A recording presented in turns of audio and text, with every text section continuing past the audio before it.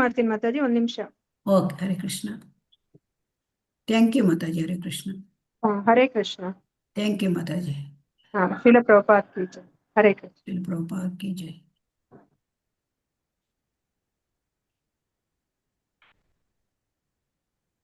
ನಿಮ್ಗೆ ಲಿಂಕ್ ಕಳ್ಸಿದೀನಿ ಮಾತಾಜಿ, ಲಿಂಕ್ ಕಳ್ಸಿದೀನಿ. ಇಲ್ಲ ಮಾತಾಜಿ, ಇದು ಹೋಸ್ಟ್ ಲಿಂಕ್ ಕಳ್ಸಿದೀನಿ. ಹೋಸ್ಟ್ ಲಿಂಕ್ ಕಳ್ಸಿದೀನಿ, ಹೋಸ್ಟ್ ಇವಾಗ ನಿಮಗೆ ಮಾಡ್ತಾ ಇದ್ದೀನಿ.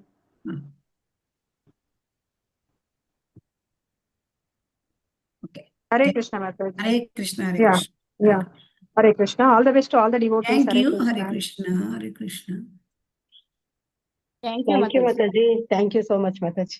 ಹರೇ ಕೃಷ್ಣ. ಹರೇ ಕೃಷ್ಣ. ಹರೇ ಕೃಷ್ಣ.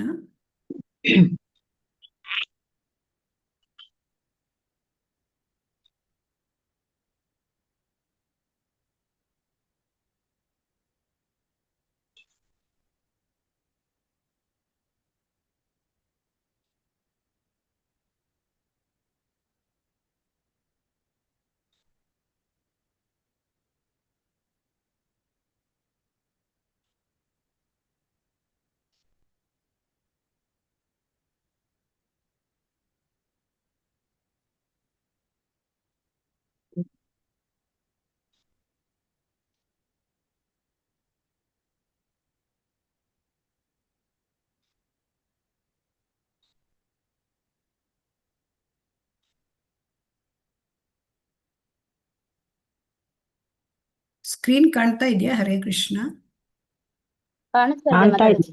ಕಾಣಿಸ್ತಿದೆ. ಓಕೆ, ಹರೇ ಕೃಷ್ಣ. ಹರೇ ಕೃಷ್ಣ.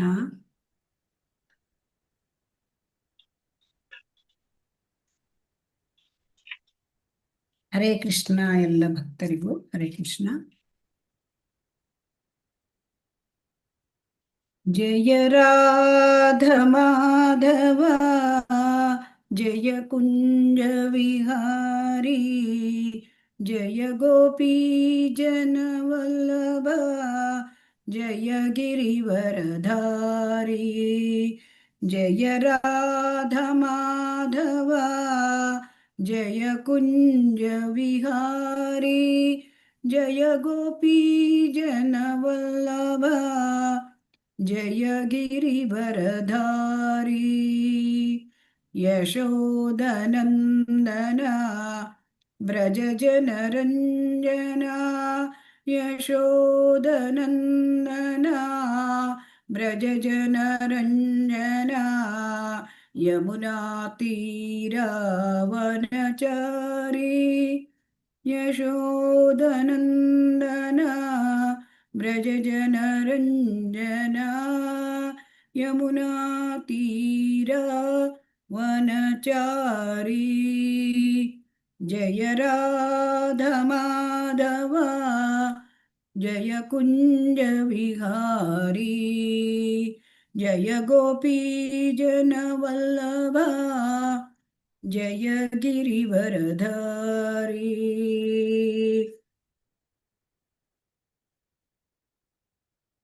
ಹರೇ ಕೃಷ್ಣ ಎಲ್ಲರಿಗೂ. ಹರೇ ಕೃಷ್ಣ. ಹರೇ ಕೃಷ್ಣ ಮಾತಾಜಿ. ಓಂ ಅಜ್ಞಾನತಿಮಿರಾಂಧಸ್ಯ ಜ್ಞಾನಾಂಜನಶಲಾಕಯಾ ಚಕ್ಷುರುನ್ಮೀಲಿತಂ ಯೇನ ತಸ್ಮೈ ಶ್ರೀ ಗುರವೇ ನಮಃ. ಶ್ರೀಚೈತನ್ಯಮನೋಭೀಷ್ಟಂ ಸ್ಥಾಪಿತಂ ಯೇನ ಭೂತಲೆ ಸ್ವಯಂ ರೂಪಃ ಕದಾ ಮಹ್ಯಂ ದದಾತಿ ಸ್ವಪದಾಂತಿಕಂ. ವಂದೇಹಂ ಶ್ರೀಗುರೋಃ ಶ್ರೀಯುತಪದಕಮಲಂ ಶ್ರೀಗುರೂನ್ ವೈಷ್ಣವಾಂಶ್ಚ ಶ್ರೀರೂಪಂ ಸಾಗ್ರಜಾತಂ ಸಹಗಣಾ ರಘುನಾಥಾನ್ವಿತಂ ತಂ ಸಜೀವಂ ಸಾದ್ವೈತಂ ಸಾವಧೂತಂ ಪರಿಜನಸಹಿತಂ ಕೃಷ್ಣ ಚೈತನ್ಯದೇವಂ ಶ್ರೀರಾಧಾ ಕೃಷ್ಣ ಪಾದಾನ್ ಸಹಗಣ ಲಲಿತಾ ಶ್ರೀವಿಶಾಖಾನ್ವಿತಾಂಶ್ಚ. ಹೇ ಕೃಷ್ಣ ಕರುಣಾ ಸಿಂಧೋ ದೀನಬಂಧೋ ಜಗತ್ಪತೆ ಗೋಪೇಶ ಗೋಪಿಕಾ ಕಾಂತ ರಾಧಾಕಾಂತ ನಮೋಸ್ತುತೆ ತಪ್ತ ಕಾಂಚನ ಗೌರಾಂಗಿ ಶ್ರೀರಾಧೆ ವೃಂದಾವನೇಶ್ವರಿ ವೃಷಭಾನುಸುತೆ ದೇವಿ ಪ್ರಣಮಾಮಿ ಹರಿಪ್ರಿಯೆ ವಾಂಛಾಕಲ್ಪತರುಭ್ಯಶ್ಚ ಕೃಪಾ ಸಿಂಧುಭ್ಯ ಏವ ಚ ಪತಿತಾನಾಂ ಪಾವನೇಭ್ಯೋ ವೈಷ್ಣವೇಭ್ಯೋ ನಮೋ ನಮಃ ನಮೋ ಓಂ ವಿಷ್ಣುಪಾದಾಯ ಕೃಷ್ಣಪ್ರೇಷ್ಠಾಯ ಭೂತಲೆ ಶ್ರೀಮತೆ ಜಯ ಪತಾಕಾ ಸ್ವಾಮಿನ್ ಇತಿ ನಾಮಿನೆ ನಮೋ ಆಚಾರ್ಯ ಪಾದಾಯ ನಿತಾಯ ಕೃಪಪ್ರದಾಯಿನೇ ಗೌರಕಥಾಧಾಮ್ನಾ ದಯಾನಗರ ಗ್ರಾಮ ತಾರಿಣೆ ನಮೋ ಓಂ ವಿಷ್ಣುಪಾದಾಯ ಕೃಷ್ಣ ಪ್ರೇಷ್ಠಾಯ ಭೂತಲೆ ಶ್ರೀಮತೆ ಭಕ್ತಿ ವೇದಾಂತ ಸ್ವಾಮಿನ್ನೀತಿ ನಾಮಿನೆ ನಮಸ್ತೆ ಇತಿ ನಾಮಿನೆ ಜಯ ಶ್ರೀ ಕೃಷ್ಣ ಚೈತನ್ಯ ಪ್ರಭು ನಿತ್ಯಾನಂದ ಶ್ರೀ ಅದ್ವೈತ ಗದಾಧರ ಶ್ರೀವಾಸಾದಿ ಗೌರ ಭಕ್ತ ವೃಂದ ಹರೇ ಕೃಷ್ಣ ಕೃಷ್ಣ ಕೃಷ್ಣ ಹರೇ ಹರೇ ಹರೇ ರಾಮ ರಾಮ ರಾಮ ಹರೇ ಹರೇ ಹರೇ ಕೃಷ್ಣ ಕೃಷ್ಣ ಕೃಷ್ಣ ಹರೇ ಹರೇ ಹರೇ ರಾಮ ರಾಮ ರಾಮ ಹರೇ ಹರೇ ಹರೇ ಕೃಷ್ಣ ಕೃಷ್ಣ ಕೃಷ್ಣ ಹರೇ ಹರೇ ಹರೇ ರಾಮ ರಾಮ ರಾಮ ಹರೇ ಹರೇ ಶ್ರೀ ಶ್ರೀ ರಾಧಾ ಗೋವಿಂದ ಕಿ ಜೈ ಶ್ರೀ ಶ್ರೀ ಗೌರನಿತಾಯ್ ಕಿ ಜೈ ಶ್ರೀಲ ಪ್ರಭುಪಾದ ಕಿ ಜೈ. ಹರೇ ಕೃಷ್ಣ. ಎಲ್ಲ ಭಕ್ತರಿಗೂ ಹರೇ ಕೃಷ್ಣ ಸ್ವಾಗತ. ಹರೇ ಕೃಷ್ಣ ಮಾತಾಜಿ. ಹರೇ ಕೃಷ್ಣ. ಹರೇ ಕೃಷ್ಣ. ಮೊಟ್ಟ ಮೊದಲು ನಿಮ್ಮೆಲ್ಲರಿಗೂ 4ನೇ ಹಂತದ ಅಧ್ಯಯನವನ್ನ ಮುಗಿಸಿ ಯಶಸ್ವಿಯಾಗಿ ಮುಗಿಸಿ ಈಗ ಭಕ್ತಿಶಾಸ್ತ್ರಿ ಇದು ಡಿಗ್ರಿ ಕೋರ್ಸು, ಇದಕ್ಕೆ ನೀವು ಪ್ರವೇಶ ಪಡೆದಿದ್ದೀರಿ. ಇದೆಲ್ಲಕ್ಕೆ ನಿಮ್ಮೆಲ್ಲರಿಗೂ ಕೂಡ ಶುಭಾಶಯಗಳು ಮತ್ತು many many congratulations. Thank you so much Mataji. Hare Krishna. Shri Shri Radha Govinda ದೇವಸ್ಥಾನ ಮಂಗಳೂರು ಇವರು ಪ್ರಾರಂಭಿಸುತ್ತಿರುವ 7ನೆಯ ಬ್ಯಾಚ್ ಭಕ್ತಿಶಾಸ್ತ್ರಿ ಇದು. ಈ ಕೋರ್ಸಿಗೆ ತಮ್ಮೆಲ್ಲರಿಗೂ ನಾನು ಹೃದಯ ಪೂರ್ವಕವಾಗಿ ಸ್ವಾಗತವನ್ನ ಕೋರುತ್ತೇನೆ. ಶ್ರೀ ಶ್ರೀ ರಾಧಾ ಗೋವಿಂದ ಶ್ರೀ ಶ್ರೀ ಗೌರನಿತಾಯಿ ಅವರ ಪಾದ ಕಮಲಗಳಿಗೆ ನಾವು ಮೊದಲು ನಮಸ್ಕರಿಸಿ ಅವರ ಅನುಗ್ರಹವನ್ನು ಪಡೆದುಕೊಳ್ಳೋಣ. ಈ ಭಕ್ತಿಶಾಸ್ತ್ರಿ ಡಿಗ್ರಿ ಕೋರ್ಸಿನ ಅಧ್ಯಯನವನ್ನು ಯಶಸ್ವಿಯಾಗಿ ನಾವು ಮುಗಿಸಬೇಕು. ಇದನ್ನ ಚೆನ್ನಾಗಿ ನಾವು ಈ ಭಕ್ತಿಶಾಸ್ತ್ರಿ ಇದನ್ನ ನಾವು ಕಲಿಬೇಕು, ಅದರ ಉದ್ದೇಶವನ್ನ ಪೂರ್ಣ ಆಗುವಂತೆ ನಮಗೆ ಯಶಸ್ಸನ್ನು ಕೊಡಬೇಕು ಅಂತ ಭಗವಂತನ ಹತ್ರ ನಾವು ಬೇಡ್ಕೊಳ್ಳೋಣ. ಮತ್ತು ಶ್ರೀಲ ಪ್ರಭುಪಾದರು ಇಸ್ಕಾನ್ ಸಂಸ್ಥಾಪಕ ಆಚಾರ್ಯ ಅವರ ಕನಸಿನ ಕೂಸು ಈ ಭಕ್ತಿಶಾಸ್ತ್ರಿ ಡಿಗ್ರಿ. ಸೊ ಅವರ ಪಾದಾರವಿಂದಗಳಿಗೆ ನಾವು ನಮಸ್ಕರಿಸಿ ಅವರ ಆಶೀರ್ವಾದವನ್ನು ಇಂದು ನಾವು ಬೇಡ್ಕೊಳ್ಳೋಣ. ಎಲ್ಲ ಸಂಪ್ರದಾಯದ ಎಲ್ಲ ಆಚಾರ್ಯರಿಗಳಿಗೂ, ಎಲ್ಲ ಶಿಕ್ಷಾ ಗುರುಗಳಿಗೂ, ದೀಕ್ಷಾ ಗುರುವಿಗೂ ಕೂಡ ನನ್ನ ನಮ್ರ ನಮನಗಳು. ಅವರ ಆಶೀರ್ವಾದ ನಮ್ಮ ಮೇಲೆ ಇರಲಿ ಅಂತ ಬೇಡ್ಕೊಳ್ಳುತ್ತೇನೆ. ಶ್ರೀ ಶ್ರೀ ರಾಧಾ ಗೋವಿಂದ ದೇವಸ್ಥಾನ ಕುಲಾಯಿ ಮಂಗಳೂರು ಇದರ ಅಧ್ಯಕ್ಷರಾದ ನಾಮನಿಷ್ಠ ಹಿಸ್ ಗ್ರೇಸ್ ನಾಮನಿಷ್ಠ ಪ್ರಭುಜಿಯವರು ಹಾಗೂ ನಮ್ಮ ಕನ್ನಡ ವಿಭಾಗದ ಮುಖ್ಯಸ್ಥರಾದ ಶ್ರೀ ಶಿವಾಸಾಂಗ ಪ್ರಭುಜಿ ಅವರು, ಇವರ ಸತತ ಪ್ರೋತ್ಸಾಹ ಮತ್ತು ಮಾರ್ಗದರ್ಶನದಿಂದ ನಾವಿಂದು ಇಲ್ಲಿ ಭಕ್ತಿಶಾಸ್ತ್ರಿ ತರಗತಿಯನ್ನ ಪ್ರಾರಂಭ ನಾವಿಂದು ಈ 7ನೆಯ ಒಂದು ಬ್ಯಾಚ್ ಇದನ್ನ ಪ್ರಾರಂಭ ಮಾಡಲಿಕ್ಕೆ ಸಾಧ್ಯವಾಗ್ತಾ ಇದೆ. ಹಾಗಾಗಿ ಅವರು ಕೂಡ ಅವರ ಒಂದು ಈ ಭಕ್ತಿಶಾಸ್ತ್ರಿ ಈ ಕೋರ್ಸ್ ನಮಗೆ ಸಂಪೂರ್ಣವಾಗಿ ಯಶಸ್ವಿ ರೀತಿಯಿಂದ ನಾವು ಮುಗಿಸುವಂತಾಗಬೇಕು ಅಂತ ಈ ದಿನ ತುಂಬ ಶುಭ ದಿನ. ಅವರ ಹತ್ರ ನಾವು ನಮಸ್ಕರಿಸಿ ಅವರ ಆಶೀರ್ವಾದವನ್ನು ಕೂಡ ಬೇಡ್ಕೊಳ್ಳೋಣ. ಅವರಿಗೆ ಕೂಡ ಅನಂತಾನಂತ ವಂದನೆಗಳು. ಈ ಒಂದು ಭಕ್ತಿಶಾಸ್ತ್ರಿ ತರಗತಿಯನ್ನ ಪ್ರಾರಂಭಿಸಿದ್ದು ಮತ್ತೆ ಇದನ್ನು ನಡೆಸ್ಕೊಂಡು ಬರ್ತಾ ಇದ್ದೀವಿ. ಅದಕ್ಕೆ ಅವರ ಒಂದು ಆಶೀರ್ವಾದವೇ ಬೇಕು ನಮಗೆ.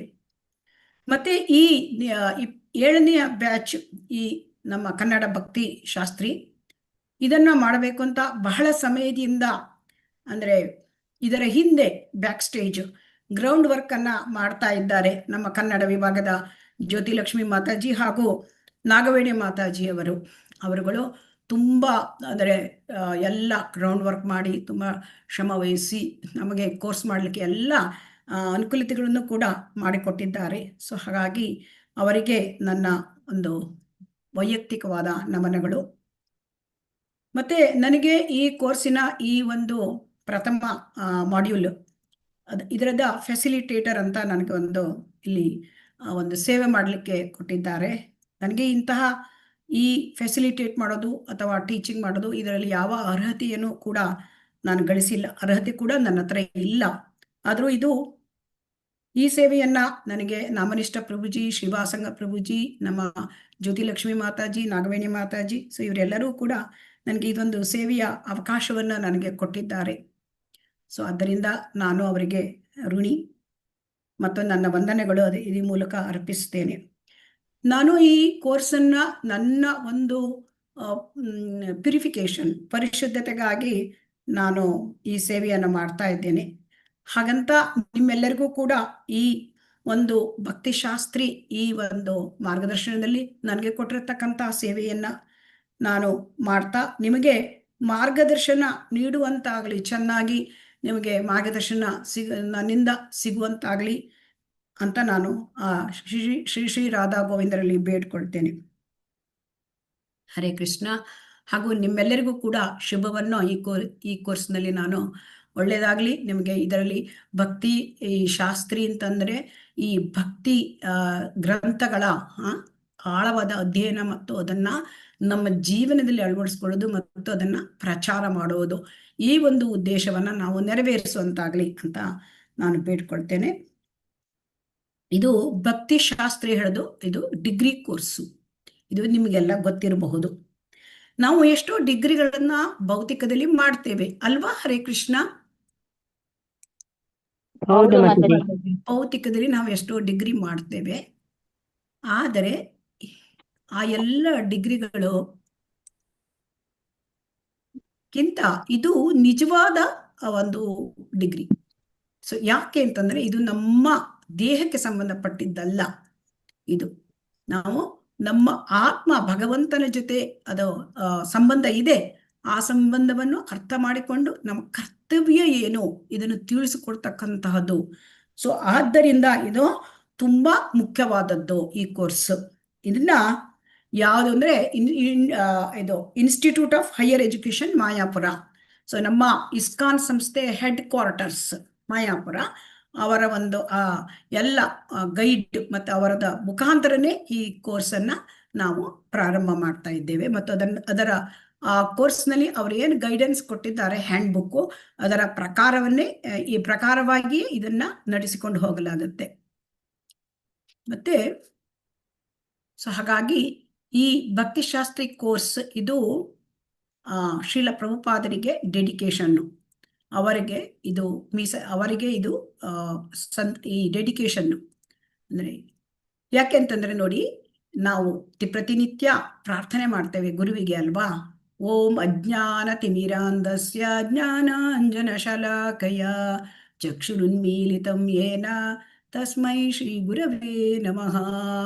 ಅಂದರೆ ನಮಗೆ ಅಜ್ಞಾನದ ಅಂಧಕಾರದಲ್ಲಿ ನಾವಿದ್ದೇವೆ, ನಮಗೆ ಗೊತ್ತಿಲ್ಲ ನಾವು ಯಾರು ಅಥವಾ ನಮ್ಮ ಕರ್ತವ್ಯ ಏನು, ನಾವು ಯಾಕೆ ಈ ಕಷ್ಟದಲ್ಲಿ ಇದ್ದೇವೆ, ಇದಾದರೂ ನಮ್ಗೇನಾದ್ರೂ ಗೊತ್ತಿದೆಯಾ? ಹರೇ ಕೃಷ್ಣ. ನಮ್ಮ ನಿಜವಾದ ಕರ್ತವ್ಯ ಏನು ಇದೇನಾದ್ರೂ ನಮ್ಗೆ ಗೊತ್ತಿಲ್ಲ ಅಲ್ವಾ? ನಾವು ಅಜ್ಞಾನದ ಅಂಧಕಾರದಲ್ಲಿ ಹುಟ್ಟಿದ್ದೇವೆ ಅಲ್ವಾ? ಅದಕ್ಕೆ ಜ್ಞಾನದ ಬೆಳಕನ್ನು ಕೊಡ್ತಕ್ಕಂಥವ್ರು ಗುರು. ಸೊ ಹಾಗಾಗಿ ನಮ್ಮ ಇಸ್ಕಾನ್ ಸಂಸ್ಥಾಪನಾ ಆಚಾರ್ಯ ಇವರು ಇಸ್ಕಾನ್ ಸಂಸ್ಥೆಯ ಎಲ್ಲರಿಗೂ ಕೂಡ ಮೂಲ ಗುರು, ಶಿಕ್ಷಾ ಗುರು. ಸೊ ಅದರಿಂದ ಅವರು ಇದನ್ನ ಪ್ರಾರಂಭ ಮಾಡಿದ್ದು ಅವರೇ. ಸೊ ಹಾಗಾಗಿ ಅವ್ರು ಏನ್ ಹೇಳ್ತಾರೆ ಅಂತಂದ್ರೆ ನೋಡೋಣ. ಅವ್ರು ಹೇಳ್ತಾರೆ, ಈ ಒಂದು ಕೃಷ್ಣ ಪ್ರಜ್ಞೆ ಇದರ ತತ್ವಗಳನ್ನ ಅವರ ಪುಸ್ತಕಗಳಲ್ಲಿ ತುಂಬಾ ಆಳವಾಗಿ ಪೂರ್ತಿಯಾಗಿ ವಿವರಿಸಿದ್ದಾರೆ. ಸೊ ಅದನ್ನ ನಾವು ಅರ್ಥ ಮಾಡಿಕೊಳ್ಳಲಿಕ್ಕಾಗಿ ಈ ಒಂದು ಭಕ್ತಿಶಾಸ್ತ್ರಿ ಕೋರ್ಸ್. ಈ ಭಕ್ತಿಶಾಸ್ತ್ರಿಯಲ್ಲಿ ಬರ್ತಕ್ಕಂತಹ ಪುಸ್ತಕಗಳು 4. ಒಂದು ಭಗವದ್ಗೀತೆ, ಶ್ರೀಮದ್ ಭಗವದ್ಗೀತೆ ಯಥಾರೂಪ, ಆಮೇಲೆ ಭಕ್ತಿ ರಸಾಮೃತ ಸಿಂಧು, ಉಪದೇಶಾಮೃತ ಮತ್ತು ಈಶೋಪನಿಷತ್. ಸೊ ಈ 4 ಭಕ್ತಿ ಗ್ರಂಥಗಳನ್ನ, ಭಕ್ತಿಶಾಸ್ತ್ರಗಳನ್ನ ನಾವು ಶ್ರೀಲ ಪ್ರಭುಪಾದರು ಬರೆದಿರ್ತಕ್ಕಂತಹ ಎಲ್ಲ ವ್ಯಾಖ್ಯಾನಗಳು, ಆ ಪುಸ್ತಕಗಳನ್ನ ನಾವು ತುಂಬಾ ಆಳವಾಗಿ ಅಧ್ಯಯನ ಮಾಡಲಿಕ್ಕಿದ್ದೇವೆ. ಇದನ್ನು ಈಗಾಗಲೇ ನೀವು 3ನೇ ಹಂತ ಮತ್ತು 2ನೇ ಹಂತ, 1ನೇ ಹಂತದಲ್ಲಿಯೂ ಕೂಡ ಭಗವದ್ಗೀತೆಯನ್ನು ಕಲಿತಿದ್ದೀರಿ. 3ನೇ ಹಂತದಲ್ಲಿ ಭಕ್ತಿ ರಸಾಮೃತ ಸಿಂಧು ಮತ್ತೆ ಉಪದೇಶಾಮೃತ ಹಾಗೂ ಈಶೋಪನಿಷತ್ತುಗಳನ್ನ ಕಲಿತಿದ್ದೀರಿ. ಸೊ ಇದು ನಿಮಗೆ ರಿಪಿಟೇಷನ್ ಅಂತ ಅನಿಸಬಹುದು, ಆದರೆ ಭಕ್ತಿಶಾಸ್ತ್ರದ ಗ್ರಂಥಗಳು ಭಗವಂತನ ಬಗ್ಗೆ ಇದ್ದಿದ್ದು, ಅದನ್ನು ನಾವು ಎಷ್ಟು ಕಲಿತರೂ ಕೂಡ ಅದು ಮತ್ತೆ ಮತ್ತೆ ಹೊಸದು ನಮಗೆ ಅರ್ಥ ಆಗುತ್ತೆ. ಸೊ ಹಾಗಾಗಿ ಶ್ರೀಲ ಪ್ರಭುಪಾದರು ಏನ್ ಹೇಳ್ತಾ ಅಂದ್ರೆ, ನಮಗೆ ಅರ್ಥ ಆಗದಿದ್ರೆ ಮತ್ತೆ ಸುಮ್ಮನೆ ಮತ್ತೆ ನಾವು ಅದನ್ನೇ ಓದಬೇಕಂತೆ. ಸೊ ಹಾಗಾಗಿ ಈಗ ಭಕ್ತಿಯ ಬಗ್ಗೆ, ಭಗವಂತನ ಬಗ್ಗೆ, ಭಗವಂತ ಅವನು ಇನ್ಫಿನೈಟ್, ಅನಂತ. ಸೊ ಅನಂತವಾದದ್ದನ್ನು ನಾವು ಎಷ್ಟು ತಿಳ್ಕೊಂಡ್ರೂ ಅದಕ್ಕೆ ಇನ್ನೂ ಮಿತಿಯೇ ಇರೋದಿಲ್ಲ. ಸೊ ಹಾಗಾಗಿ ಭಗವಂತನ ಬಗ್ಗೆ ನಾವು ಪದೇ ಪ್ರತಿನಿತ್ಯ ಓದ್ತಾನೇ ಇರಬೇಕು. ಸೊ ಅದಲ್ಲಿ ಪ್ರತಿ ಸುತ್ತು ಹೊಸದು ನಮಗೆ ಕಾಣ್ತಾ ಬರುತ್ತೆ, ಗೊತ್ತಾಗ್ತಾ ಬರುತ್ತೆ. ಹಾಗಾಗಿ ಆಗ ನಮಗೆ ಆಧ್ಯಾತ್ಮಿಕ ಜೀವನ ಪ್ರಾರಂಭ ಮಾಡಲಿಕ್ಕೆ ಸಾಧ್ಯ. ಸೊ ಹಾಗಾಗಿ ಇಲ್ಲಿ ಶ್ರೀಲ ಪ್ರಭುಪಾದರು ಈ ಭಕ್ತಿಶಾಸ್ತ್ರಿ ಬಗ್ಗೆ ಏನ್ ಹೇಳ್ತಾರೆ ಅಂತ ನಾವು ನೋಡೋಣ. ಅವ್ರು ಹೇಳ್ತಾರೆ, ಈ ಭಕ್ತಿಶಾಸ್ತ್ರಿ ಇಲ್ಲಿ ಅವರು ಈ ಎಲ್ಲ ತತ್ವ, ಈ 4 ಪುಸ್ತಕಗಳಲ್ಲಿ, ಪ್ರಭುಪಾದರು ಬರೆದಿರ್ತಕ್ಕಂಥ 4 ಪುಸ್ತಕಗಳಲ್ಲಿ ಇರ್ತಕ್ಕಂತಹ ಫಿಲಾಸಫಿ, ತತ್ವ, ಇದನ್ನ ತುಂಬಾ ಜಾಗರೂಕತೆಯಿಂದ ಕಲಿಯಬೇಕು. ಯಾಕೆ ಇಷ್ಟು ಜಾಗರೂಕತೆಯಿಂದ ನಾವು ಕಲಿಬೇಕು ಅಂತಂದ್ರೆ, ಈ ಶಾಸ್ತ್ರ ಇದೇನಾಗುತ್ತೆ ಅಂತಂದ್ರೆ, ಈ ಇಡೀ ಪ್ರಪಂಚದಲ್ಲಿ ಈ ಕೃಷ್ಣ ಪ್ರಜ್ಞೆಯನ್ನ ಪ್ರಚಾರ ಮಾಡಲಿಕ್ಕೆ ತುಂಬಾ ಜನ ಬೇಕಾಗಿದೆ ಅಲ್ವಾ? ತುಂಬಾ ಜನ, ಪ್ರಪಂಚದಲ್ಲಿ ಜನಸಂಖ್ಯೆ ಇದೆ. ಆದರೆ ಕೃಷ್ಣ ಪ್ರಜ್ಞಾವಂತರಾದವರು, ಭಗವಂತನ ಬಗ್ಗೆ ಸ್ವಲ್ಪ ತಿಳ್ಕೊಳ್ಳಿಕ್ಕೆ ನಾವು ಪ್ರಯತ್ನ ಮಾಡ್ತಕ್ಕಂಥವರು ತುಂಬಾ ಕಡಿಮೆ ಜನ ಇದ್ದಾರೆ ಅಲ್ವಾ? ಹರೇ ಕೃಷ್ಣ. ಹಾಗಾಗಿ ಈಗ ನಮಗೆ ಕೃಷ್ಣ ಪ್ರಜ್ಞೆ ಸಿಕ್ಕಿದೆ ಅಲ್ವಾ? ನಮಗೆ ಕೃಷ್ಣ ಪ್ರಜ್ಞೆ ಸಿಕ್ಕಿದೆ. ಸೊ ಆದ್ದರಿಂದ ನಾವು ಇನ್ನೊಬ್ಬರಿಗೆ ಇದನ್ನ ಪ್ರಚಾರ ಮಾಡಬೇಕು ಅಲ್ವಾ? ನಮಗೆ ಹೇಗೆ ಕೃಷ್ಣ ಪ್ರಜ್ಞೆ ಬರ್ಲಿಕ್ಕಾಯ್ತು? ಭಕ್ತರು ನಮಗೆ ಸಹಾಯ ಮಾಡಿದ್ರು. ಹಾಗೆ ಭಕ್ತಿ ಮಾರ್ಗದಲ್ಲಿ ಇದ್ದ ಈಗ ನಾವು ಇನ್ನೊಬ್ಬರಿಗೆ ಈ ಕೃಷ್ಣ ಪ್ರಜ್ಞೆಗೆ ಅವರಿಗೆ ತರಬೇಕು. ಇದಕ್ಕೆ ತುಂಬಾ ಜನ ಪ್ರೀಚ್ ಮಾಡ್ಲಿಕ್ಕೆ, ಪ್ರಚಾರ ಮಾಡ್ಲಿಕ್ಕೆ ಎಲ್ಲರೂ ಬೇಕಾಗಿದ್ದಾರೆ. ಸೊ ಅದಕ್ಕೆ, ಯಾಕೆಂದ್ರೆ ಶ್ರೀಲ ಪ್ರಭುಪಾದರ ಆಸೆ ಏನು ಅಂದ್ರೆ, ಜಗತ್ತಿನ ಮೂಲಗಳಲ್ಲಿ ಇದು ಪ್ರಚಾರ ಆಗ್ಬೇಕು. ಯಾಕೆಂದ್ರೆ ಇಲ್ಲಿ ನಮ್ಗೆ ಚೈತನ್ಯ ಮಹಾಪ್ರಭುಗಳು ಹೇಳಿದ್ದಾರೆ, ಗ್ರಾಮದಲ್ಲಿ ಕೂಡ ಭಗವಂತನ ಹೆಸರು ಅದು ಎಲ್ಲ ಕಡೆ ಹರಡಬೇಕು. ಅದು ಹೇಳಿದ್ದಾರೆ. ಮತ್ತೆ ಏನ್ ಹೇಳಿದ್ದಾರೆ, ಭಾರತ ಭೂಮಿತ ಜನ್ಮ ಇಲ್ಲ ಯಾರ, ಜನ್ಮ ಸಾರ್ಥಕ ಕರ ಪರ ಉಪಕಾರ. ನಾವೀಗ ಭಾರತ ಭೂಮಿಯಲ್ಲಿ ಹುಟ್ಟಿದ್ದೇವೆ ಅಲ್ವಾ? ಭಾರತ ಭೂಮಿಯಲ್ಲಿ ಹುಟ್ಟಿರುವುದು ಅಂತಂದ್ರೆ, ಇಲ್ಲಿ ಕೃಷ್ಣ, ರಾಮ, ಚೈತನ್ಯ ಮಹಾಪ್ರಭುಗಳು ಅವತಾರ ಎತ್ತಿ ಬಂದಿರತಕ್ಕಂತಹ ಪುಣ್ಯ ಭೂಮಿ. ಸೊ ಇಲ್ಲಿ ಹುಟ್ಟಿರೋದ್ರಿಂದ ನಮ್ಗೆ ಭಕ್ತಿಗೆ ಬರ್ಲಿಕ್ಕೆ ಸುಲಭ ಇದೆ ಅಲ್ವಾ? ಹರೇ ಕೃಷ್ಣ. ಹೌದು ಮಾತಾಜಿ, ಭಕ್ತಿಗೆ ಬರ್ಲಿಕ್ಕೆ ಸುಲಭ ಇದೆ. ಸೊ ಹಾಗಾಗಿ ನಾವು ಭಕ್ತಿಗೆ ಬಂದು ಭಕ್ತಿ ಶಾಸ್ತ್ರಗಳನ್ನ ತಿಳ್ಕೊಂಡು ಆಳವಾಗಿ ಅಧ್ಯಯನ ಮಾಡಿ ಅದರ ಒಂದು ತತ್ವಗಳನ್ನ ತಿಳ್ಕೊಂಡು ಅದನ್ನು ನಮ್ಮ ಜೀವನದಲ್ಲಿ ಅನುಸರಿಸಿ ಆಮೇಲೆ ಅದನ್ನ ನಾವು ಇನ್ನೊಬ್ಬರಿಗೆ ಕೊಡೋದು. ಸೊ ಇದಕ್ಕಾಗಿ ಶ್ರೀಲ ಪ್ರಭುಪಾದರು ಏನ್ ಹೇಳ್ತಾರೆ, I wish to encourage all my disciples to very carefully learn this philosophy. ತುಂಬಾ ಜಾಗರೂಕತೆಯಿಂದ ನೀವು ಈ ಭಕ್ತಿ ಶಾಸ್ತ್ರವನ್ನ ಕಲೀರಿ ಅಂತ ಹೇಳ್ತಾರೆ. ಮತ್ತೆ ಅವರು ನಮ್ಗೆ ಆಶೀರ್ವಾದ ಮಾಡ್ತಾರೆ, ಎಲ್ಲರೂ ಕೂಡ ಒಳ್ಳೆ ಪ್ರಚಾರಕರಾಗಿ. ಅಂದ್ರೆ ಈ ಒಳ್ಳೆ ಪ್ರಚಾರಕರು ಹೇಗಾಗೋದು ನಾವು ಅಂದರೆ, ಈ ಪುಸ್ತಕಗಳು ನಾವು 4 ಪುಸ್ತಕಗಳು ಈ ಭಕ್ತಿ ಶಾಸ್ತ್ರಿಯಲ್ಲಿದೆ, ಅದನ್ನ ಚೆನ್ನಾಗಿ ಓದ್ಬೇಕು, ಕೇಳಬೇಕು, ಅಧ್ಯಯನ ಮಾಡಬೇಕು, ಸೀರಿಯಸ್ ಆಗಿ ಮಾಡಬೇಕು. ಅಂದ್ರೆ ಓದುವುದು ಬೇರೆ, ಅಭ್ಯಾಸ ಮಾಡುವುದು ಬೇರೆ ಅಲ್ವಾ. ಅಧ್ಯಯನ ಮಾಡಬೇಕು. ಮಕ್ಕಳಿಗೆ ನಾವು ಹೇಳ್ತೇವೆ ಅಭ್ಯಾಸ ಮಾಡು ಅಂತ ಅಲ್ವಾ. ಸೊ ಅಭ್ಯಾಸ ಮಾಡೋದು ಅಂದ್ರೆ ಅದನ್ನ ಆಳವಾಗಿ ಪರಿಶೀಲಿಸಿ ಮತ್ತೆ ಸೀರಿಯಸ್ ಆಗಿ ಓದ್ತಕ್ಕಂಥದ್ದು ಮತ್ತೆ ಕೇಳ್ತಕ್ಕಂಥದ್ದು. ಸೊ ಆಗ ಏನಾಗುತ್ತೆ, ಒಳ್ಳೆಯದಾಗಿ ನಮಗೆ ತತ್ವಗಳು ಅರ್ಥವಾದಾಗ ನಾವು ಇನ್ನೊಬ್ಬರಿಗೆ ಅದನ್ನ ನಾವು ಅಳವಡಿಸಿಕೊಂಡಾಗ ನಾವು ಇನ್ನೊಬ್ಬರಿಗೆ ಹೇಳಲಿಕ್ಕೆ ಸಾಧ್ಯ ಅಲ್ವಾ. ಹರೇ ಕೃಷ್ಣ. ಹೌದು ಮಾತಾಜಿ. ಈಗ ನಾವು 16 ರೌಂಡ್ ಜಪ ಮಾಡಿದ್ರೆ ಇನ್ನೊಬ್ಬರಿಗೆ ಹೇಳಲಿಕ್ಕೆ ಸಾಧ್ಯ ಅಲ್ವಾ. ನಾವು ಈರುಳ್ಳಿ ಬೆಳ್ಳುಳ್ಳಿ ಬಿಟ್ರೆ ನಾವು ಇನ್ನೊಬ್ಬರಿಗೆ ಬಿಡ್ಲಿ ಅಂತ ಹೇಳಲಿಕ್ಕೆ ಸಾಧ್ಯ ಆಗತ್ತೆ ಅಲ್ವಾ. ಸೊ ಅದಕ್ಕೆ ತತ್ವವನ್ನು ಅದಕ್ಕೆ ಯಾಕೆ ನಾವು ಬಿಡಬೇಕು, ಯಾಕೆ ನಾವು ಭಗವಂತನ ನಾಮವನ್ನ ಹೇಳಬೇಕು, ಇದನ್ನೆಲ್ಲ ತಿಳ್ಕೊಳ್ಬೇಕು ಅಲ್ವಾ. ಇದನ್ನೆಲ್ಲ ತಿಳ್ಕೊಳ್ಬೇಕು. ನಮಗೆ ನಾವು ತಿಳ್ಕೊಳ್ಳೋದನ್ನ ನಾವು ಆಚರಿಸ್ಬೇಕು, ಆಚರಿಸಿದ್ದನ್ನ ಇನ್ನೊಬ್ಬರಿಗೆ ನಾವು ಹೇಳಲಿಕ್ಕೆ ಸಾಧ್ಯ. ಸೊ ಇದು ಸೊ ಅದಕ್ಕೆ ಶ್ರೀಲ ಪ್ರಭುಪಾದರು ಹೇಳ್ತಾರೆ, ನಮ್ಗೆ ತುಂಬಾ ಜನ ಪ್ರಚಾರಕರು ಬೇಕು. ಎಂಥವರು ಈ ಎಲ್ಲ ಶಾಸ್ತ್ರಗಳನ್ನ ಚೆನ್ನಾಗಿ ಅರ್ಥ ಮಾಡಿಕೊಂಡು ಅಳವಡಿಸ್ಕೊಂಡಿರ್ತಕ್ಕಂತಹ ಪ್ರಚಾರಕರು ನಮಗೆ ಬೇಕು. ಅವ್ರ ಕೃಷ್ಣ ಪ್ರಜ್ಞೆಯನ್ನ ಪ್ರಪಂಚದಾದ್ಯಂತ ಹರಡಬೇಕು, ಇದು ಆಶೆ. ನಮ್ಮ ಸಂಪ್ರದಾಯದ ಸಂಸ್ಥಾಪಕ ಆಚಾರ್ಯ ಶ್ರೀಲ ಪ್ರಭುಪಾದರದ್ದು.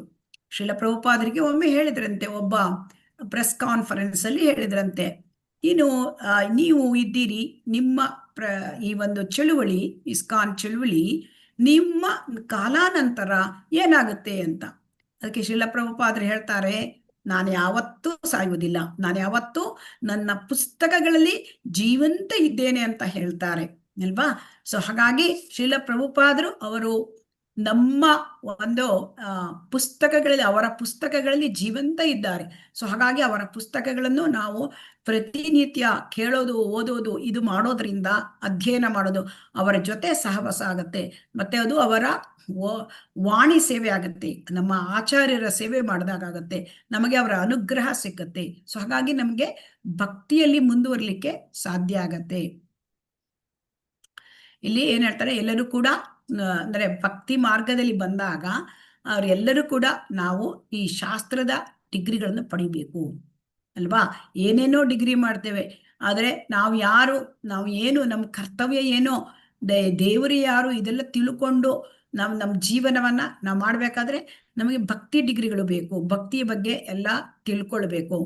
ಅದಕ್ಕೆ ಏನ್ ಹೇಳ್ತಾರೆ, ಶ್ರೀಲ ಪ್ರಭುಪಾದರು ಭಕ್ತಿ ವೇದಾಂತ ಸ್ವಾಮಿ ಶ್ರೀಲ ಪ್ರಭುಪಾದ. ಸೊ ಅವರೇನು ಡಿಗ್ರಿ ಪಡೆದಿದ್ದಾರೆ ಭಕ್ತಿ ವೇದಾಂತ, ಅವರಿಗೇನು ಬಂದಿದೆ ಅದು ಎಲ್ಲರಿಗೂ ಬರಬೇಕು, ಅಷ್ಟು ಅವರ ಆಶಯ. ಸೊ ಹಾಗಾಗಿ ಇಲ್ಲಿ ಭಕ್ತಿ ಶಾಸ್ತ್ರಿ ಇದು ಡಿಗ್ರಿ, ಇದು ಆದ ಮೇಲೆ ಇಲ್ಲಿ 4 ಪುಸ್ತಕಗಳು ಈಗಾಗಲೇ ನೋಡಿದ್ದೇವೆ. ಭಗವದ್ಗೀತಾ, ಆಮೇಲೆ ಭಕ್ತಿ ರಸಾಮೃತ ಸಿಂಧು, ಉಪದೇಶಾಮೃತ, ಈಶೋಪನಿಷತ್. ಅದಾದ ಮೇಲೆ ಇನ್ನೂ ಕೂಡ ಕೋರ್ಸ್ಗಳಿವೆ. ಡಿಗ್ರಿ ಆದ ಮೇಲೆ ಭಕ್ತಿ ವೈಭವ ಅಂದ್ರೆ ಶ್ರೀಮದ್ ಭಾಗವತವನ್ನ ಕಲಿಸಲಾಗತ್ತೆ. ಭಕ್ತಿ ವೇದಾಂತ ಅದರಲ್ಲಿ ಅದು ಕೂಡ ಶ್ರೀಮದ್ ಭಾಗವತವನ್ನೇ. ಆಮೇಲೆ ಭಕ್ತಿ ಸಾರ್ವಭೌಮ ಚೈತನ್ಯ ಚರಿತಾಮೃತ ಬರುತ್ತೆ. ಸೊ ಇದನ್ನೆಲ್ಲ ಮಾಡಬೇಕು, ಓದ್ಬೇಕು, ಡಿಗ್ರಿ ಪಡ್ಕೊಂಡು ನೀವು ಉತ್ತಮವಾದ ಒಂದು ಇದಾಗಬೇಕು, ಪ್ರಚಾರಕರಾಗಬೇಕು ಅಂತ ಶ್ರೀಲ ಪ್ರಭುಪಾದರು ಆಶಯ ಮಾಡ್ತಾರೆ ನಮಗೆ. ಹರೇ ಕೃಷ್ಣ.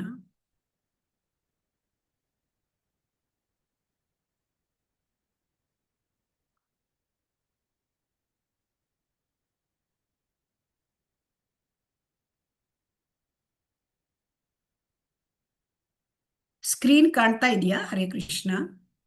ಕಾಣಿಸ್ತಾ ಇದೆ ಮಾತಾಜಿ. ಮಾಯಾಪುರ್ ಇನ್ಸ್ಟಿಟ್ಯೂಟ್ ಭಕ್ತಿಶಾಸ್ತ್ರಿ ಕೋರ್ಸ್ ಇದು. ಇದರ ಗುರಿಗಳು ಏನು ಅಂತ ನೋಡೋಣ. ಅಂದ್ರೆ ಯಾವುದೇ ಒಂದು ನಾವು ಡಿಗ್ರಿ ಮಾಡ್ಬೇಕಾದ್ರೆ ಅದಕ್ಕೊಂದು ಗುರಿ ಇರುತ್ತೆ ಅಲ್ವಾ? ಹರೇ ಕೃಷ್ಣ ಅಲ್ವಾ? ಹೌದು ಹೌದು ಮಾತಾಜಿ. ನಾವು ಅಂದ್ರೆ ಒಬ್ರು ಡಾಕ್ಟರ್ ಆಗ್ಲಿಕ್ಕೆ MBBS ಇಂದ ಓದ್ತಾರೆ, ಗುರಿ.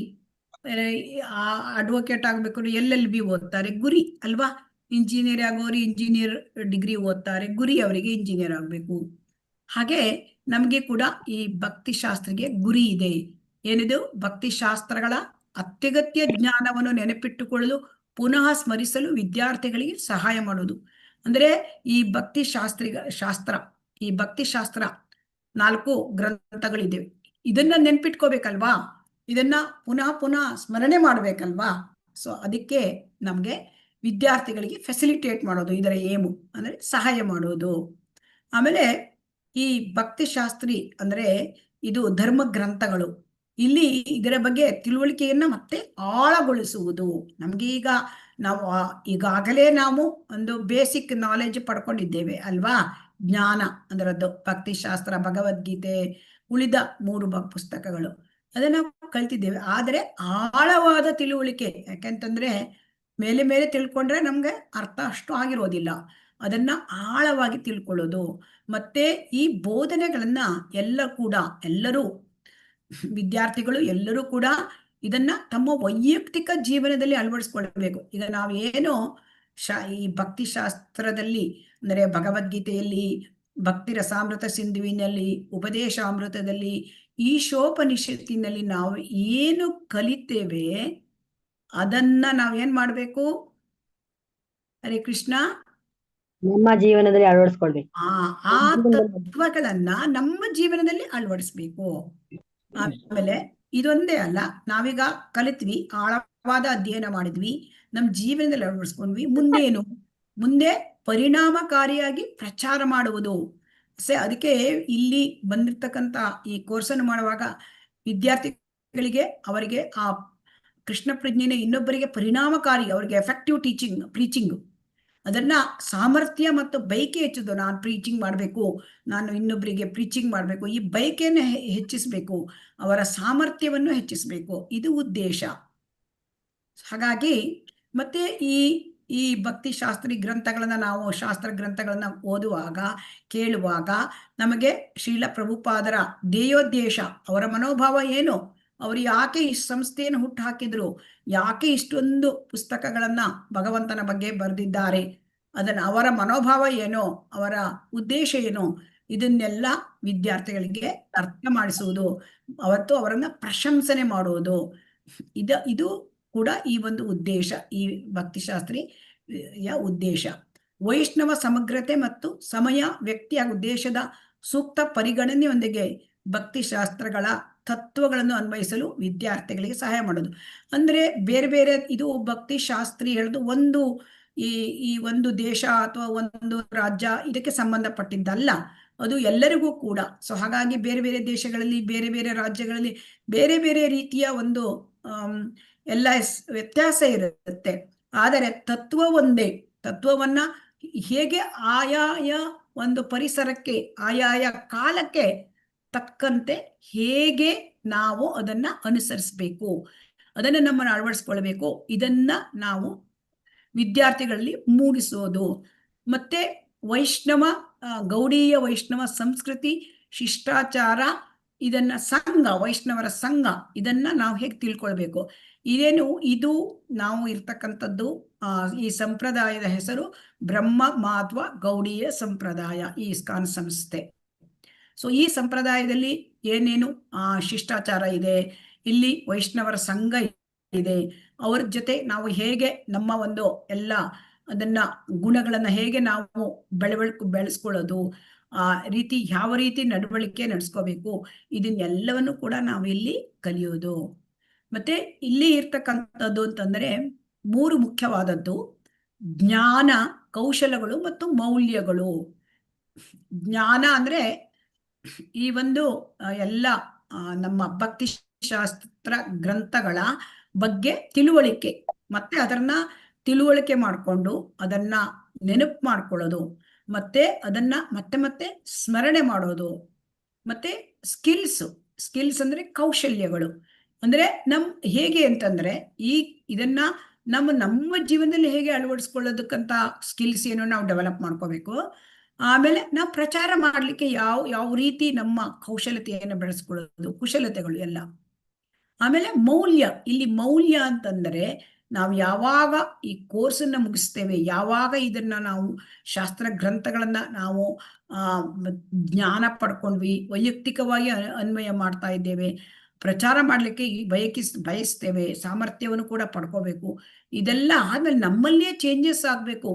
ಅಂದ್ರೆ ನಮ್ಮಲ್ಲಿ ನಮ್ಮ ಮನೋಭಾವನೆ, ನಮ್ಮ ಉದ್ದೇಶ, ಮತ್ತೆ ನಮ್ಮ ಗುಣಗಳು, ವೈಷ್ಣವ ಗುಣಗಳು ನಮ್ಮಲ್ಲಿ ಬೆಳಿಬೇಕು. ಸೊ ಇದನ್ನ ನಾವಿಲ್ಲಿ ನೋಡ್ತಾ ಇದ್ದೇವೆ. ಸೊ ಹಾಗಾಗಿ ಈ ಕೋರ್ಸ್ ಬಗ್ಗೆ ನೀವು ತುಂಬಾ ಇದನ್ನಾಗಿ ಹೆದರ್ಕೊಳ್ಬೇಕಾಗಿದ್ದಿಲ್ಲ. ಎಲ್ಲರೂ ಕೂಡ ಇದರಿಂದ ನೀವು 4ನೇ ಹಂತವನ್ನ ನೀವು ಮುಗಿಸಿ ಬಂದಿದ್ದೀರಿ. ನಿಮಗೆ ಇದನ್ನು ಮಾಡಲಿಕ್ಕೆ ಖಂಡಿತ ಸಾಧ್ಯವಾಗತ್ತೆ, ಎಲ್ಲರಿಗೂ ಸಾಧ್ಯವಾಗತ್ತೆ. ನಮಗೆ ಮುಖ್ಯವಾಗಿ ಬರ್ತಕ್ಕಂಥದ್ದು ಅಂತಂದ್ರೆ ಗುರುವಿನ ಆಶೀರ್ವಾದ ಅಲ್ವಾ. ಗುರು ಮತ್ತು ಗುರು ಕೃಷ್ಣ ಕೃಪಾಪಾಹಿ, ಗುರು ಮತ್ತು ಕೃಷ್ಣರ ಕೃಪೆಯನ್ನು ನಾವು ಬೇಡ್ಕೊಳ್ಬೇಕು. ಯಾಕಂದ್ರೆ ನಾವು ಸ್ವಲ್ಪ ಪ್ರಯತ್ನ ಮಾಡಿದರೆ ಭಗವಂತ ನಮಗೆ, ನಾವು 1 ಹೆಜ್ಜೆ ಇಟ್ಟರೆ ಭಗವಂತ 100 ಹೆಜ್ಜೆ ಇಟ್ಟು ಬರ್ತಾನಂತೆ. ನಾವು ನಡೆದರೆ ಭಗವಂತ ಓಡಿ ಬರ್ತಾನೆ ಅಲ್ವಾ. ನಾವು ಓಡಿದರೆ ಅವನು ಹಾರಿ ಬರ್ತಾನೆ, ನಾವು ನಡೆದರೆ ಅವನು ಓಡಿ ಬರ್ತಾನೆ, ನಮಗೆ ಸಹಾಯ ಮಾಡ್ತಾನೆ ಅಲ್ವಾ. ಭಗವಂತ ಭಗವದ್ಗೀತೆಯಲ್ಲಿ ಹೇಳಿದ್ದಾನೆ, ಯಾರು ತೇಷಾಂ ಸತತಯುಕ್ತಾನಾಂ ಭಜತಾಂ ಪ್ರೀತಿಪೂರ್ವಕಂ ದದಾಮಿ ಬುದ್ಧಿಯೋಗಂ ತಮ್ ಏನ ಮಾಂ ಉಪಯಾಂತಿತಿ. ನಾನು ಅವರಿಗೆ ಬುದ್ಧಿಯೋಗ ಕೊಡ್ತೇನೆ, ನಾನು ಅವರಿಗೆ ಕೃಷ್ಣ ಪ್ರಜ್ಞೆಗೆ ಬರಲಿಕ್ಕೆ ಕೊಡ್ತೇನೆ. ಭಗವಂತನೇ ಎಲ್ಲದನ್ನು ನಮಗೆ ಕೊಡ್ತಕ್ಕಂಥದ್ದು. ಸೊ ಆದ್ದರಿಂದ ನಾವು ಭಗವಂತನ ಆಶೀರ್ವಾದ ಅವನನ್ನ ಮಾಡಬೇಕು, ನಾವು ಪ್ರಾಮಾಣಿಕತೆಯಿಂದ ಪ್ರಯತ್ನ ಮಾಡಬೇಕು. ಸೊ ಹಾಗಾಗಿ ಇಲ್ಲಿ ಘಟಕಗಳಿರುತ್ತವೆ. ಯೂನಿಟ್ ಅಂದ್ರೆ ಘಟಕ. ಇಲ್ಲಿ 5 ಘಟಕಗಳಿಂದ ಮಾಡಲಾಗುತ್ತೆ. ಮತ್ತೆ ಈ ಕೋರ್ಸು ಒಟ್ಟು 2 ವರ್ಷ ಅಂತೂ ನಡೀತದೆ. ನಾವು 24ನೇ ಇಸ್ವಿ ಏಪ್ರಿಲ್ 24ರಂದು ಈ ಒಂದು 5ನೇದು ಬ್ಯಾಚ್ ಪ್ರಾರಂಭ ಮಾಡಿದೆ. ಈಗ ಅವರು ಮುಗಿದು ಈಗ ಅವರದ್ದು ಫಲಿತಾಂಶ ಕೂಡ ಬಂದಿದೆ. ಸೊ ಅವರಿಗೆ ಡಿಗ್ರಿ ಹೋಗ್ಲಿಕ್ಕೆ ಅವರಿಗೆ ಒಂದು ರೆಕಮೆಂಡೇಶನ್, ಅವರ ರಿಸಲ್ಟ್ ಅನ್ನು ಕಳಿಸ್ಕೊಡ್ಲಾಗ್ತಾ ಇದೆ. ಸೊ ಹಾಗೆ 2 ವರ್ಷನಾದರೂ ಬೇಕಾಗುತ್ತೆ. ಸೊ ಇದರಲ್ಲಿ 5 ಘಟಕಗಳಲ್ಲಿ ಇದನ್ನ ನಾವು ಅಧ್ಯಯನ ಮಾಡ್ತೇವೆ. ಘಟಕ 1 ಭಗವದ್ಗೀತೆ ಅಧ್ಯಾಯ 1ರಿಂದ 6, ಘಟಕ 2 ಭಗವದ್ಗೀತೆ ಅಧ್ಯಾಯಗಳು 7ರಿಂದ 12, ಘಟಕ 3 ಭಗವದ್ಗೀತೆ ಅಧ್ಯಾಯ 13ರಿಂದ 18, ಘಟಕ 4 ಭಕ್ತಿ ರಸಾಮೃತ ಸಿಂಧು, ಘಟಕ 5 ಈಶೋಪನಿಷತ್ತು ಮತ್ತು ಉಪದೇಶಾಮೃತ. ಸೊ ಹಾಗಾಗಿ ಇಲ್ಲಿ ಒಟ್ಟು ಮುಖ್ಯವಾಗಿ ನೋಡಿ ಭಗವದ್ಗೀತೆ 3 ಘಟಕಗಳಿವೆ. ಸೊ ಭಗವದ್ಗೀತೆ ಮುಗಿಲಿಕ್ಕೆ ಕಡಿಮೆ ಅಂದ್ರೆ 1 ವರ್ಷನಾದ್ರೂ ಆಗತ್ತೆ. ಸೊ ಹಾಗಾಗಿ ಇದರ ಅರ್ಥ ಏನು, ನಾವು ಆಳವಾಗಿ ಅಧ್ಯಯನ ಮಾಡ್ತಾ ಇದ್ದೇವೆ, ನಮಗೆ ಅರ್ಥ ಮಾಡ್ಕೊಳ್ಲಿಕ್ಕೆ ಇದೆಲ್ಲ ಇಷ್ಟು ಸಮಯ ಬೇಕಾಗತ್ತೆ. ಆಮೇಲೆ ಇಲ್ಲಿ ಪಾಠಗಳ ಸಂಖ್ಯೆ ಇಲ್ಲಿ ಹೇಳ್ತಾ ಇದ್ದಾರೆ 54ರಿಂದ 74 ಪಾಠಗಳು, ಅಂದ್ರೆ ವಾರಕ್ಕೆ ಒಮ್ಮೆ ನಡೀತಕ್ಕಂತಹ ಇದು ಅಧ್ಯಯನ. ಇಲ್ಲಿ ಪಾಠಗಳು, ಹಾಗಾಗಿ ಪಾಠಗಳ ಸಂಖ್ಯೆ, ಹೆಚ್ಚಿನ ಪಾಠಗಳ ಸಂಖ್ಯೆ ನೋಡಿ ಭಗವದ್ಗೀತೆಗಿದೆ. ಭಗವದ್ಗೀತೆ 1ರಿಂದ 6, 14ರಿಂದ 18 ತರಗತಿಗಳು. ಅಧ್ಯಾಯ 2ನೇ ಘಟಕ 10ರಿಂದ 14 ತರಗತಿಗಳು. 3ನೇ ಘಟಕ 13ರಿಂದ 18ನೇ ಅಧ್ಯಾಯ 8ರಿಂದ 12 ತರಗತಿಗಳು. ಭಕ್ತಿ ರಸಾಮೃತ ಸಿಂಧು 10ರಿಂದ 14 ತರಗತಿಗಳು. ಈಶೋಪನಿಷತ್ ಉಪದೇಶಾಮೃತ 12ರಿಂದ 16 ತರಗತಿಗಳು. ಸೊ ಹಾಗಾಗಿ ಈ ತರಗತಿಗಳಿಗೆ ಪ್ರತಿ ತರಗತಿಗೂ 2ರಿಂದ 3 ಗಂಟೆಗಳು ಕೊಡಬೇಕು ಅಂತ ಇಲ್ಲಿ ಇದೆ.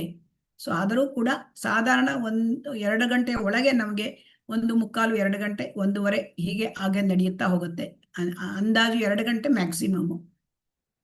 ಸೊ ಹಾಗಾಗಿ ನಾವು ಆ ಸಮಯವನ್ನ ತೆಗೆದಿಡಬೇಕಾಗತ್ತೆ. ಮತ್ತೆ ಅಧ್ಯಯನ ಸಾಮಗ್ರಿಗಳು ಈಗಾಗಲೇ ನಾವು ನೋಡಿದ್ದೇವೆ. ಇದಾದ ಮೇಲೆ ಪ್ರತಿಯೊಬ್ಬರೂ ಕೂಡ ಅಂದರೆ ಈ ತರಗತಿಯ ಬರುವಾಗ ಪ್ರತಿಯೊಬ್ಬರು ಕೂಡ ಒಂದು ಪುಸ್ತಕ ಪೆನ್ನು ಇಟ್ಕೊಂಡೇ ಇರಬೇಕು. ಯಾಕಂದ್ರೆ ಇಲ್ಲಿ ಏನು ಚರ್ಚಿಸಲಾಗತ್ತೆ ಅದನ್ನ ನೀವು ನೋಟ್ ಮಾಡ್ಕೊಳ್ಬೇಕು. ಯಾಕೆಂದ್ರೆ ಅದು ಬಹಳ ಮುಖ್ಯವಾಗಿರುತ್ತೆ ನಮ್ಮ ಅಧ್ಯಯನಕ್ಕೆ. ಅಲ್ವಾ? ನಾವೇನು ಕೇಳಿರ್ತೇವೆ ಅದರಲ್ಲಿ ಇಂಪಾರ್ಟೆಂಟ್ ಪಾಯಿಂಟ್ಸನ್ನು ನೋಟ್ ಮಾಡ್ಕೊಳ್ಬೇಕು. ಮತ್ತು ಪ್ರತಿಯೊಬ್ಬರು ಕೂಡ ಒಂದು ಡೈರಿ ಥರ ಇಟ್ಕೋಬೇಕು. ಅಂದರೆ ನಾನಿವತ್ತು ಏನು ಸಾಧನೆ ಮಾಡಿದ್ದೇನೆ, ನಾನಿವತ್ತು ಏನು ಓದಿದ್ದೇನೆ ಅದನ್ನು ಬರೆದಿಟ್ಕೋಬೇಕು ಡೈರಿ ಥರ. ನಾನಿವತ್ತು ಏನು ಅಸೈನ್ಮೆಂಟ್ ಮಾಡಿದೆ, ನಾನಿವತ್ತು ಏನು ಸಬ್ಮಿಟ್ ಮಾಡಿದೆ, ಇದನ್ನೆಲ್ಲ ಇಟ್ಕೋಬೇಕು. ಮತ್ತು ಪ್ರತಿಯೊಬ್ಬರು ಕೂಡ ಈಗ ಅಟೆಂಡೆನ್ಸು ಕಂಪಲ್ಸರಿ ಇದೆ. ಅಟೆಂಡೆನ್ಸು ಅದರಲ್ಲಿ ಎಷ್ಟು ಪರ್ಸೆಂಟ್ ಅಟೆಂಡೆನ್ಸ್ ಅಂತ ನನಗೆ ಹೇಳಲಿಕ್ಕೆ ಇದರಲ್ಲಿ ಹಾಕಿಲ್ಲ. ಅದರಲ್ಲಿ ಅಟೆಂಡೆನ್ಸ್ಗೆ ಕೂಡ ಮಾರ್ಕ್ಸ್. ಅಂದರೆ ಇಲ್ಲಿ ಮೌಲ್ಯಮಾಪನ ನೋಡೋಣ. ಮೌಲ್ಯಮಾಪನ ಅಂದರೆ ಪ್ರತಿಯೊಬ್ಬರಿಗೂ ಕೂಡ ಡಿಗ್ರಿ ಕೊಡಬೇಕಾದ್ರೆ ಅಲ್ಲಿ ಮೌಲ್ಯಮಾಪನ ಇರುತ್ತೆ, ಪರೀಕ್ಷೆ ಇರುತ್ತೆ. ಸೊ ಇಲ್ಲಿ ಭಕ್ತಿಶಾಸ್ತ್ರಿ ಡಿಗ್ರಿ ಹೇಗೆ ಮಾಡ್ತಾರೆ ಅಂತಂದರೆ, ಈಗ ಮುಕ್ತ ಪುಸ್ತಕ ಮೌಲ್ಯಮಾಪನ, ಓಪನ್ ಬುಕ್ ಅಸೆಸ್ಮೆಂಟು, ಅದಕ್ಕೆ ಹೆಚ್ಚಿನ ಆದ್ಯತೆ ಇದೆ. ಅಂದರೆ 100 ಮಾರ್ಕ್ಸಲ್ಲಿ 65 ಮಾರ್ಕ್ಸಿನಷ್ಟು ಆದ್ಯತೆ ಓಪನ್ ಬುಕ್ ಅಸೆಸ್ಮೆಂಟ್, ಮುಕ್ತ ಪುಸ್ತಕ. ನೀವು ಪುಸ್ತಕ ನೋಡಿ, ಪುಸ್ತಕ ರೆಫರ್ ಮಾಡಿ ಬರೀಬೇಕು. ಆದರೆ ಪುಸ್ತಕದಲ್ಲಿ ಇರುವ ಥರ ಕಾಪಿ ಮಾಡೋದಲ್ಲ. ಪುಸ್ತಕದಲ್ಲಿ ಇರೋದನ್ನು ನೋಡಿ ನಮ್ಮದೇ ಆದ ಅರ್ಥವಾದ, ನಮಗೇನು ಅರ್ಥ ಆಗಿದೆ ಆ ಭಾಷೆಯಲ್ಲಿ ನಾವು ಬರೀಬೇಕು. ಅದನ್ನು ಓಪನ್ ಬುಕ್ ಅಸೆಸ್ಮೆಂಟ್, ಅದಕ್ಕೆ ಕೂಡ ಯಾವ ಪ್ರಶ್ನೆ ಅದನ್ನೆಲ್ಲ ಹಾಕಲಾಗುತ್ತೆ ಸಮಯ ಸಮಯಕ್ಕೆ. ಮತ್ತು ಮುಚ್ಚಿದ ಪುಸ್ತಕದ ಮೌಲ್ಯಮಾಪನ, ಕ್ಲೋಸ್ಡ್ ಬುಕ್ ಅಸೆಸ್ಮೆಂಟ್, ಪ್ರತಿ ಘಟಕ ಮುಗಿದ ಕೂಡಲೇ ಒಮ್ಮೆ ಒಂದು ಪರೀಕ್ಷೆ ಇರುತ್ತೆ. ಅಲ್ಲಿ ಪುಸ್ತಕ ನೋಡುವುದಿಲ್ಲ, ಅದು ಪುಸ್ತಕ ನೋಡುವುದಿಲ್ಲ. ಕ್ಲೋಸ್ ಮಾಡಿ ಪ್ರಶ್ನೆಗಳನ್ನು ಏನು ಪರೀಕ್ಷೆಯಲ್ಲಿ ಕೊಟ್ಟಿರ್ತಾರೆ ಅದನ್ನು ಉತ್ತರ ಬರೆದು ಅದನ್ನು ಆ ಲಿಂಕಿನಲ್ಲಿ ಕಳಿಸ್ಬೇಕು. ಅಂದರೆ ಇದು ಆನ್ಲೈನಲ್ಲಿ ನಡೀತಕ್ಕಂಥ ಪರೀಕ್ಷೆ. ಆಮೇಲೆ ಇಲ್ಲಿ ಪೂರ್ವ ಸ್ವಾಧ್ಯಾಯ ಅಂತ ಪ್ರಶ್ನೆಗಳನ್ನ ಕೊಡಲಾಗುತ್ತೆ. ಈ ಕೈಪಿಡಿನಲ್ಲಿ ಇರುತ್ತೆ. ಆ ಪೂರ್ವ ಸ್ವಾಧ್ಯಾಯ ಪ್ರಶ್ನೆಗಳನ್ನು ನೀವು ಸ್ವಂತವಾಗಿ ಅಧ್ಯಯನ ಮಾಡಿ ಅದನ್ನು ಬರೆದಿಟ್ಕೊಂಡು ಪ್ರಶ್ನೆ ಉತ್ತರವನ್ನು ಅದನ್ನು ಬರೆದಿಟ್ಕೊಳ್ಬೇಕು. ಮತ್ತು ಕೆಲವು ಪ್ರಶ್ನೆಗಳು ಮುಚ್ಚಿದ ಪುಸ್ತಕದ ಪರೀಕ್ಷೆಗೆ ಈ ಒಂದು ಪೂರ್ವ ಸ್ವಾಧ್ಯಾಯದಿಂದ ಬರುತ್ತದೆ. ಕೆಲವು ಪ್ರಶ್ನೆಗಳನ್ನು ಪರೀಕ್ಷೆ ಮಾಡುವವರು ಅವರದ್ದು ಸ್ವಂತದನ್ನು ಕೂಡ ಕೊಡಬಹುದು. ಮತ್ತು ಶ್ಲೋಕಗಳನ್ನು ಕಂಠಪಾಠ ಮಾಡಬೇಕಾಗತ್ತೆ. ಈ ಶ್ಲೋಕಗಳನ್ನು ಕಂಠಪಾಠ ಮಾಡೋದು ಅದು, ಮತ್ತು ಆ ಶ್ಲೋಕಗಳನ್ನು ಕಂಠಪಾಠ ಮಾಡಿದ್ದನ್ನು ನೀವು ಯಾವ ರೀತಿ ಅಂತ ನಾವು ಹೇಳ್ತೇವೆ. ಕೆಲವೊಮ್ಮೆ ಆನ್ಲೈನ್ ನೀವು ಅದನ್ನು ವಿಡಿಯೋ ಮಾಡಿ ಕಳಿಸ್ಬೇಕು, ಅಥವಾ ಕೆಲವೊಮ್ಮೆ ಅವರು ಹೇಳೋದು ಅಂದರೆ ಯಾರು ಎಕ್ಸಾಮಿನರ್ ಇರ್ತಾರೆ ಅವರಿಗೆ ಹೇಳಿ ಅವರ ಎದುರಿಗೆ ಹಾಗೆ ಅಂದರೆ ವಿಡಿಯೋ ಆನ್ ಮಾಡ್ಕೊಂಡು ಹೇಳೋದು. 2 ರೀತಿಯ ಪರೀಕ್ಷೆಗಳಿರುತ್ತೆ. ಯಾವುದು ಅಂತ ನಾವು ಆಮೇಲೆ ತಿಳಿಸ್ತೀವಿ. ಕಂಠಪಾಠದ ಪರೀಕ್ಷೆ, ಶ್ಲೋಕಗಳನ್ನು ಕಂಠಪಾಠ ಮಾಡಬೇಕು. ಆ ಶ್ಲೋಕದ ಬಗ್ಗೆ ಸ್ವಲ್ಪ ಅದರ ಅರಿವು ನಿಮಗೇನು ತಿಳಿದಿದೆ ಅದನ್ನು ಹೇಳಬೇಕಾಗತ್ತೆ. ಮತ್ತು ದೇವಸ್ಥಾನ ಕಾರ್ಯಕ್ರಮಗಳಲ್ಲಿ ಉಪಸ್ಥಿತಿ, ಇದು ತುಂಬ ಮುಖ್ಯವಾದದ್ದು. ಯಾಕೆಂತಂದರೆ ಸಾಧನಾ ಚಾರ್ಟಲ್ಲಿ ಇದರಲ್ಲಿ ನಿಮಗೆ ದೇವಸ್ಥಾನಗಳಲ್ಲಿ ಏನು ನೀವು ಸೇವೆ ಕೊಡಬೇಕು ಅಂದರೆ, ಇಲ್ಲಿ ಭಕ್ತಿ ಅಂದರೆ ಅಲ್ಲಿ ಸೇವೆ ಕೂಡ ಇರುತ್ತೆ. ಭಕ್ತಿ ಅಂದರೆ ಬರೇ ಪುಸ್ತಕ ಜ್ಞಾನ ಒಂದೇ ಅಲ್ಲ, ನಾವು ಅದನ್ನು ಏನು ಪುಸ್ತಕದಲ್ಲಿ ಸೇವೆ ಮಾಡಬೇಕು. ಆ ಸೇವೆಯನ್ನು ಅದು ಫಿಸಿಕಲಿ ನಾವು ಹೋಗಿ ಭಗವಂತನ ಆ ರಾಧಾ ಗೋವಿಂದ ಮಂದಿರ ದೇವಸ್ಥಾನ ನಡೆಯುವ ಕಾರ್ಯಕ್ರಮ ಇದು. ಅಲ್ಲಿ ಉಪಸ್ಥಿತರಾಗಿ ಅಲ್ಲಿ ಏನು ಸೇವೆ ದೇವಸ್ಥಾನದಲ್ಲಿ ಏನು ಕೊಟ್ಟಿರ್ತಾರೆ ಸೇವೆಯನ್ನು ಮಾಡಬೇಕು. ನೀವು ಅಂದರೆ ಈ ಸೇವೆಯನ್ನು ನೀವು ತುಂಬ ಗಂಭೀರವಾಗಿ ತೆಗೆದುಕೊಳ್ಳಿ. ಯಾಕೆಂದರೆ ವರ್ಷದಲ್ಲಿ ಒಂದು 3-4 ಸಾರಿನಾದರೂ ಹೋಗಿ, ಅಂದರೆ ನಿಮ್ಮ ಈಗ ಭಕ್ತಿ ವೃಕ್ಷ ಹಾಕಿರ್ತಾರೆ ನಿಮ್ಮ ಒಂದು ನಿಮ್ಮದೇ ಆದ ಪರಿಸರದಲ್ಲಿ. ಅಂದರೆ ಯಾವ ಊರಿನಲ್ಲಿ ಇರ್ತೀರಿ ಆ ಊರಿಗೆ ಹತ್ತಿರ ಇದ್ದ ಅನೇಕ ಜನರುಗಳನ್ನು ಒಟ್ಟು ಹಾಕಿ ಒಂದು ಭಕ್ತಿ ವೃಕ್ಷ ಇರುತ್ತೆ. ಸೊ ಅವರ ಜೊತೆಗೆ ನೀವು ಹೋಗಿ ಟೆಂಪಲ್ ಸೇವೆ ಮಾಡ್ಬೋದು. ಮತ್ತು ಟೆಂಪಲ್ಗಳಲ್ಲಿ ದೇವಸ್ಥಾನದಲ್ಲಿ ಅನೇಕ ಇದು ಆಗತ್ತೆ, ಉತ್ಸವಗಳಾಗತ್ತೆ, ಮತ್ತು ಹಬ್ಬ ಹರಿದಿನಗಳು. ಸೊ ಅಲ್ಲಿ ಕೂಡ ಅಟೆಂಡ್ ಆಗಿ ನೀವು ಬರಬಹುದು. ಸೊ ಇದನ್ನೆಲ್ಲ ನೀವು ಇಟ್ಕೋಬೇಕು. ಮತ್ತು ಉತ್ತೀರ್ಣರಾಗಲು ಇಲ್ಲಿ ಏನಿದೆ ಪರೀಕ್ಷೆಯಲ್ಲಿ ಮುಕ್ತ ಪುಸ್ತಕ ಮೌಲ್ಯಮಾಪನ, ಓಪನ್ ಬುಕ್ ಅಸೆಸ್ಮೆಂಟ್ಗೆ ತುಂಬ ಜಾಸ್ತಿ ಮಾರ್ಕ್ಸ್ ಇದೆ, 65% ಇದೆ. ಮುಚ್ಚಿದ ಪುಸ್ತಕಕ್ಕೆ 20% ಇದೆ. ಸೊ ಇಲ್ಲಿ 65% ಇದ್ರೆ 50% ಆದ್ರೂ ಬರಲೇಬೇಕು ಮಾರ್ಕ್ಸು. ಇಲ್ಲಿ ಮುಚ್ಚಿದ ಪುಸ್ತಕ 20% ಇವ್ಯಾಲ್ಯೂಯೇಷನ್ ಇದ್ರೆ ಅದರಲ್ಲಿ 65% ಆದ್ರೂ ನೀವು ತೆಗಿಬೇಕು. ಶ್ಲೋಕಗಳ ಕಂಠಪಾಠ ನೋಡಿ, ಇದಕ್ಕೆ 10% ಮಾರ್ಕ್ಸ್ ಇದೆ. ಸೊ ಅದಕ್ಕೆ 65% ನೀವು ತೆಗಿಬೇಕು ಶ್ಲೋಕಗಳಲ್ಲಿ ಮಾರ್ಕ್ಸು. ಮತ್ತು ದೇವಸ್ಥಾನ ಕಾರ್ಯಕ್ರಮ ಸೇವೆ ಇದರಲ್ಲಿ ಕೂಡ ನೀವು 5% ಮಾರ್ಕ್ಸ್ ಇದೆ. ಸೊ ಹಾಗಾಗಿ ಇದರಲ್ಲಿ ಎಲ್ಲದರಲ್ಲೂ ಕೂಡ ಪಾಸ್ ಆಗಬೇಕು. ಒಂದರಲ್ಲಿ ಒಂದು ಐಟಮನ್ನು ಕೂಡ ನೀವು ಪಾಸ್ ಆಗದೆ ಅದರಲ್ಲಿ ಇರಲಿಕ್ಕೆ ಸಾಧ್ಯ ಇಲ್ಲ. ಅದಕ್ಕೆ ಪ್ರಮಾಣ ಪತ್ರ ಸೊ ಯಾರು ಇದನ್ನು ಯಶಸ್ವಿಯಾಗಿ ಕೋರ್ಸ್ ಮುಗಿದಿರುತ್ತಾರೆ ಅವರಿಗೆ ಇಸ್ಕಾನ್ ಪರೀಕ್ಷಾ ಮಂಡಳಿಯಿಂದ, ಇಸ್ಕಾನ್ ಎಕ್ಸಾಮಿನೇಷನ್ ಬೋರ್ಡಿಂದ ಭಕ್ತಿಶಾಸ್ತ್ರಿ ಪ್ರಮಾಣ ಪತ್ರವನ್ನು ನೀಡಲಾಗುತ್ತದೆ. ಸೊ ಹಾಗಾಗಿ ಇದೆಲ್ಲ ಮಾದರಿ ಪುಸ್ತಕಗಳ ಇದನ್ನ ನಿಮಗೆ ಹಾಕುತ್ತೇವೆ ನಾವು. ಅದನ್ನ ನೀವು ಅಂದ್ರೆ ನಾವು ಗ್ರೂಪಲ್ಲಿ ಇದನ್ನ ಪುಸ್ತಕವನ್ನು ಹಾಕ್ತೇವೆ. ಸೊ ಅದನ್ನ ನೀವು ಪುಸ್ತಕವನ್ನ ನೀವು ಹಾರ್ಡ್ ಕಾಪಿ ಮಾಡ್ಕೊಳ್ಬಹುದು. ಆಮೇಲೆ ಅಲ್ಲಿ ಏನಿದೆ ಅದನ್ನ ನೀವು ಫಾಲೋ ಮಾಡ್ಲಿಕ್ಕೆ ಆಗತ್ತೆ. ಹರೇ ಕೃಷ್ಣ.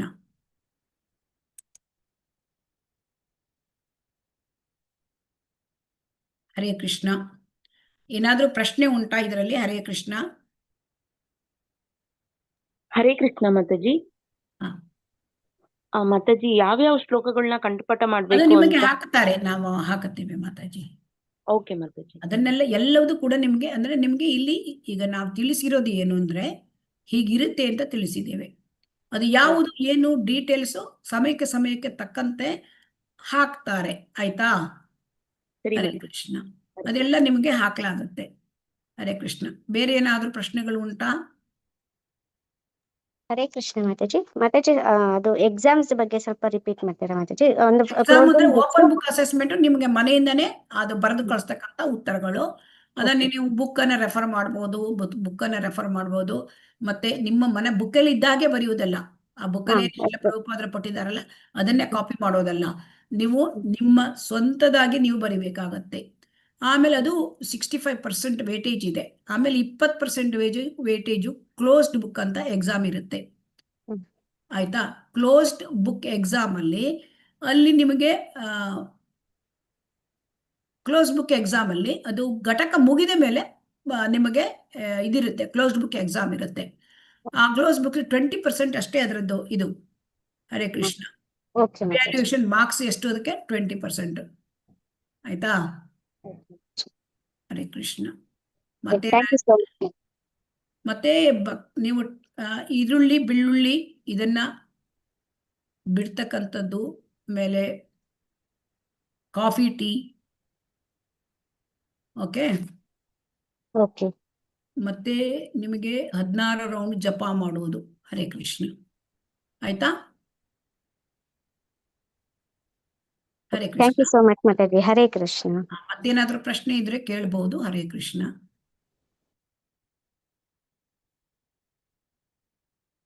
ಹರೇ ಕೃಷ್ಣ. ಈಗ ನಾವು ಸ್ವಲ್ಪ ಭಗವದ್ಗೀತೆಯ ಒಂದು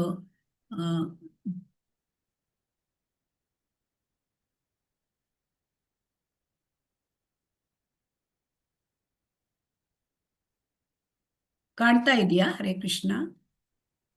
ಕಾಣಿಸ್ತಾ ಇದೆ ಮಾತಾಜಿ.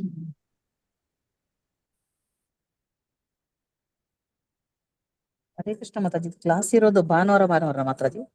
ಭಾನುವಾರ ಮಾತ್ರ. ಮತ್ತೆ ಇದೇ time ಅಲ್ಲಿ. ಇಸ್ಕಾನ್ ಟೆಂಪಲ್ ಎಲ್ಲ ಭಾನುವಾರನೇ ಅಲ್ವ ಸೇವೆ ಇರೋದು ನಮ್ಗಳಿಗೆ ಮಾಡಕ್ಕೆ? ಅವತ್ತೇ ಅಲ್ಲಿ ಎಲ್ಲ ಭಾನುವಾರನೂ ಹೋಗ್ಲಿಕ್ಕಿಲ್ಲ. ಎಲ್ಲ ಏನಿದೆ ಟೆಂಪಲ್ಗೆ ಹೋಗಿ ಯಾವ ಸೇವೆ ಕೂಡ ಮಾಡ್ಬೋದು. ಈ ನೋಡಿ, ಇದು ಈ ಟೈಮಿಂಗ್ ಇಲ್ಲಿದೆ. ಭಾನುವಾರ ಮಾತ್ರ ಇಲ್ಲ. ಎನಿ ಡೇ ಭಗವಂತನಿಗೆ ಸೇವೆಯನ್ನು ಯಾವ ದಿವಸ ಕೂಡ ಮಾಡ್ಲಿಕ್ಕೆ ಉಂಟು. ಹರೇ ಕೃಷ್ಣ. ಹರೇ ಕೃಷ್ಣ. ಅಂದ್ರೆ ನಮ್ದು ಇಲ್ಲಿ ಯಾವಾಗ್ಲೂ ಭಾನುವಾರ ಬೇರೆ ದಿನ ಏನು ಪ್ರೋಗ್ರಾಮ್ ಇರೋದಿಲ್ಲ ಅದಕ್ಕೆ. ಏನು?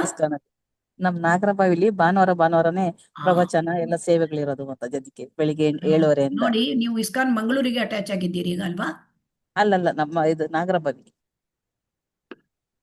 ಅಲ್ಲ, ಈ ಕೋರ್ಸ್ ಮಾಡುವಾಗ ನೀವು ಎಲ್ಲಿಗೆ ಹೋಗಿ ಸೇವೆ ಮಾಡಬೇಕು? ಮಂಗಳೂರ್ದು ಕುಳಾಯಿ. ಅಲ್ಲಿ ಪ್ರತಿ ದಿವಸವೂ ಸೇವೆ ಇರುತ್ತೆ. ಸರಿ ಮಾತಾಜಿ.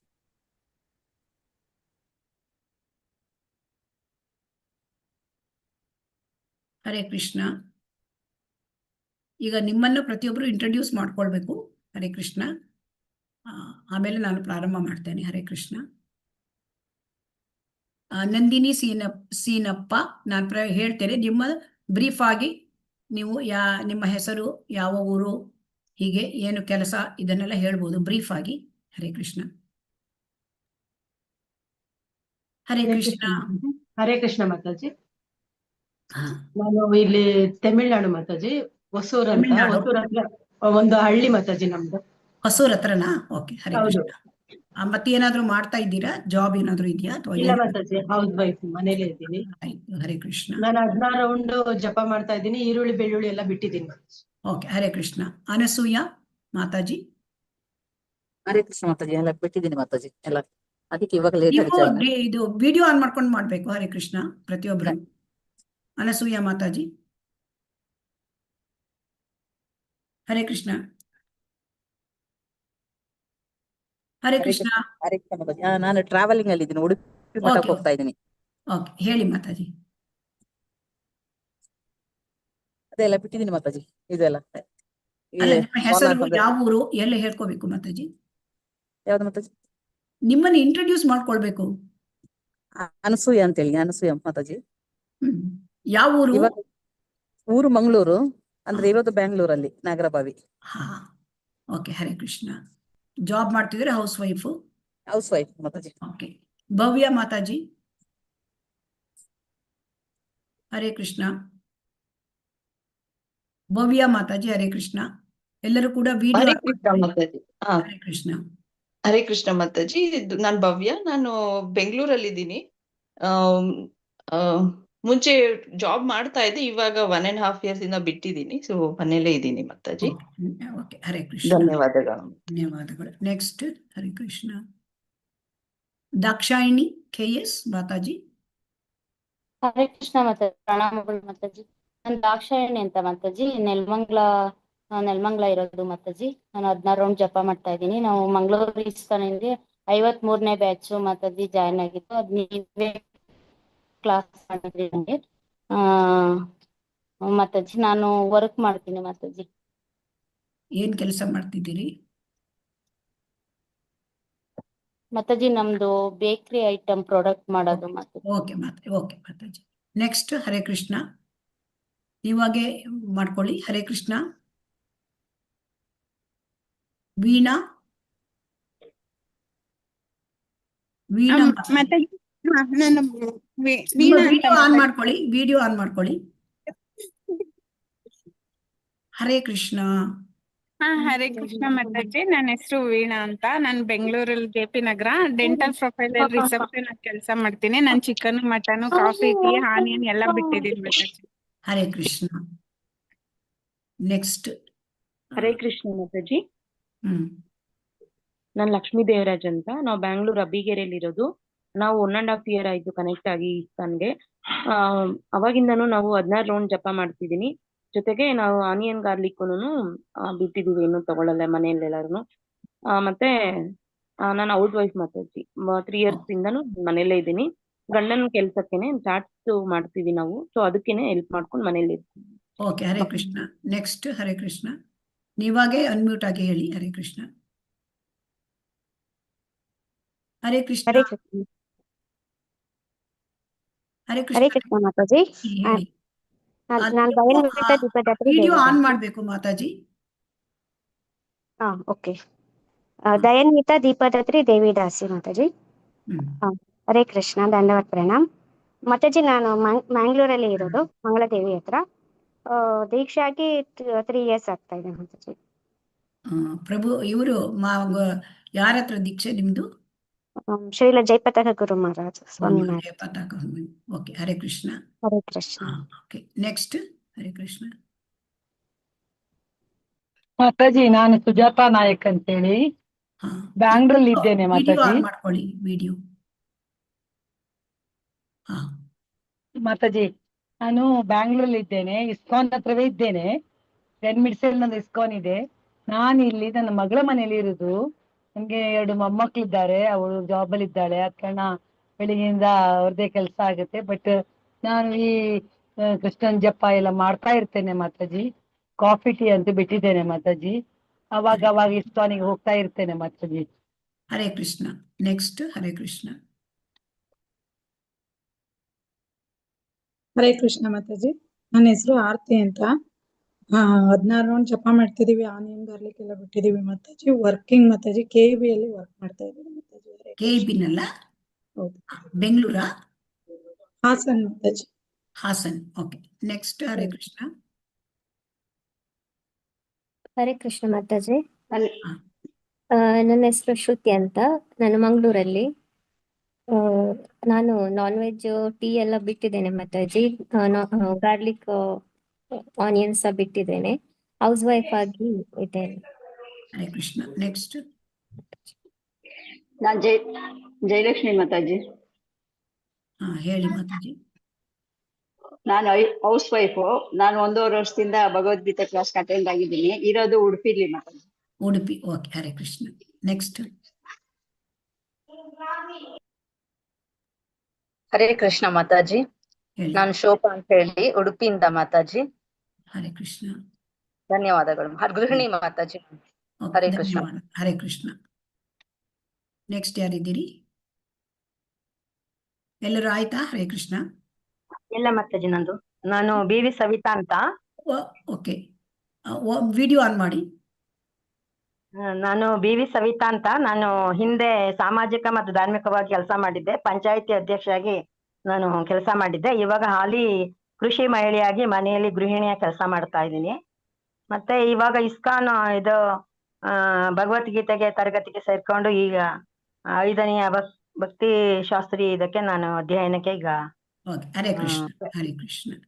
ಹರೇ ಕೃಷ್ಣ. ಇನ್ಯಾರು ಉಳಿದಿದ್ದೀರಾ? ಹರೇ ಕೃಷ್ಣ. ಹರೇ ಕೃಷ್ಣ ಮಾತಾಜಿ.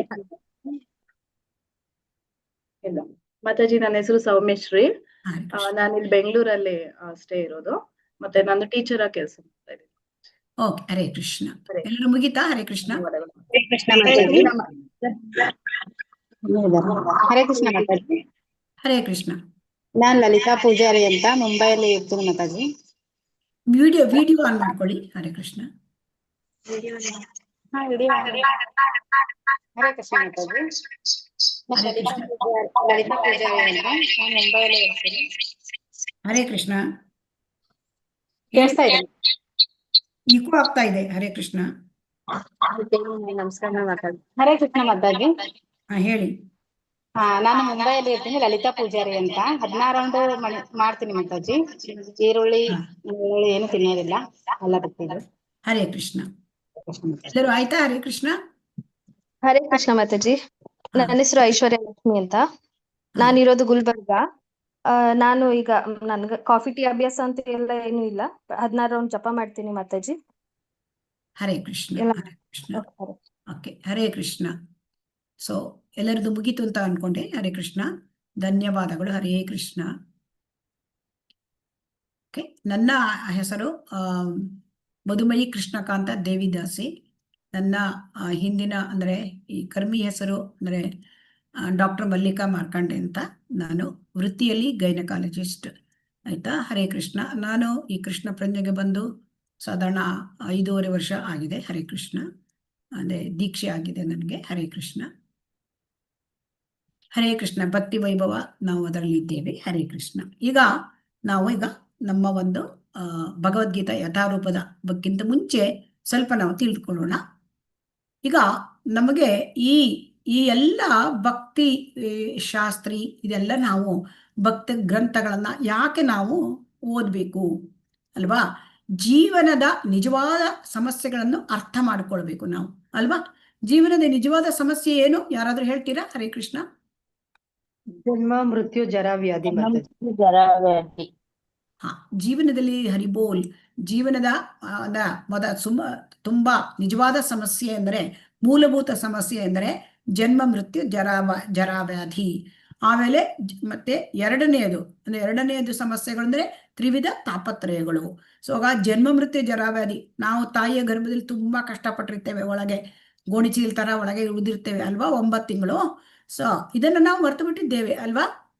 ಆಮೇಲೆ ನೋಡಿ, ಸಾವಿನ ಸಮಯದಲ್ಲಿ ಕೂಡ ತುಂಬಾ ಯಾತನೆ ಇದೆ.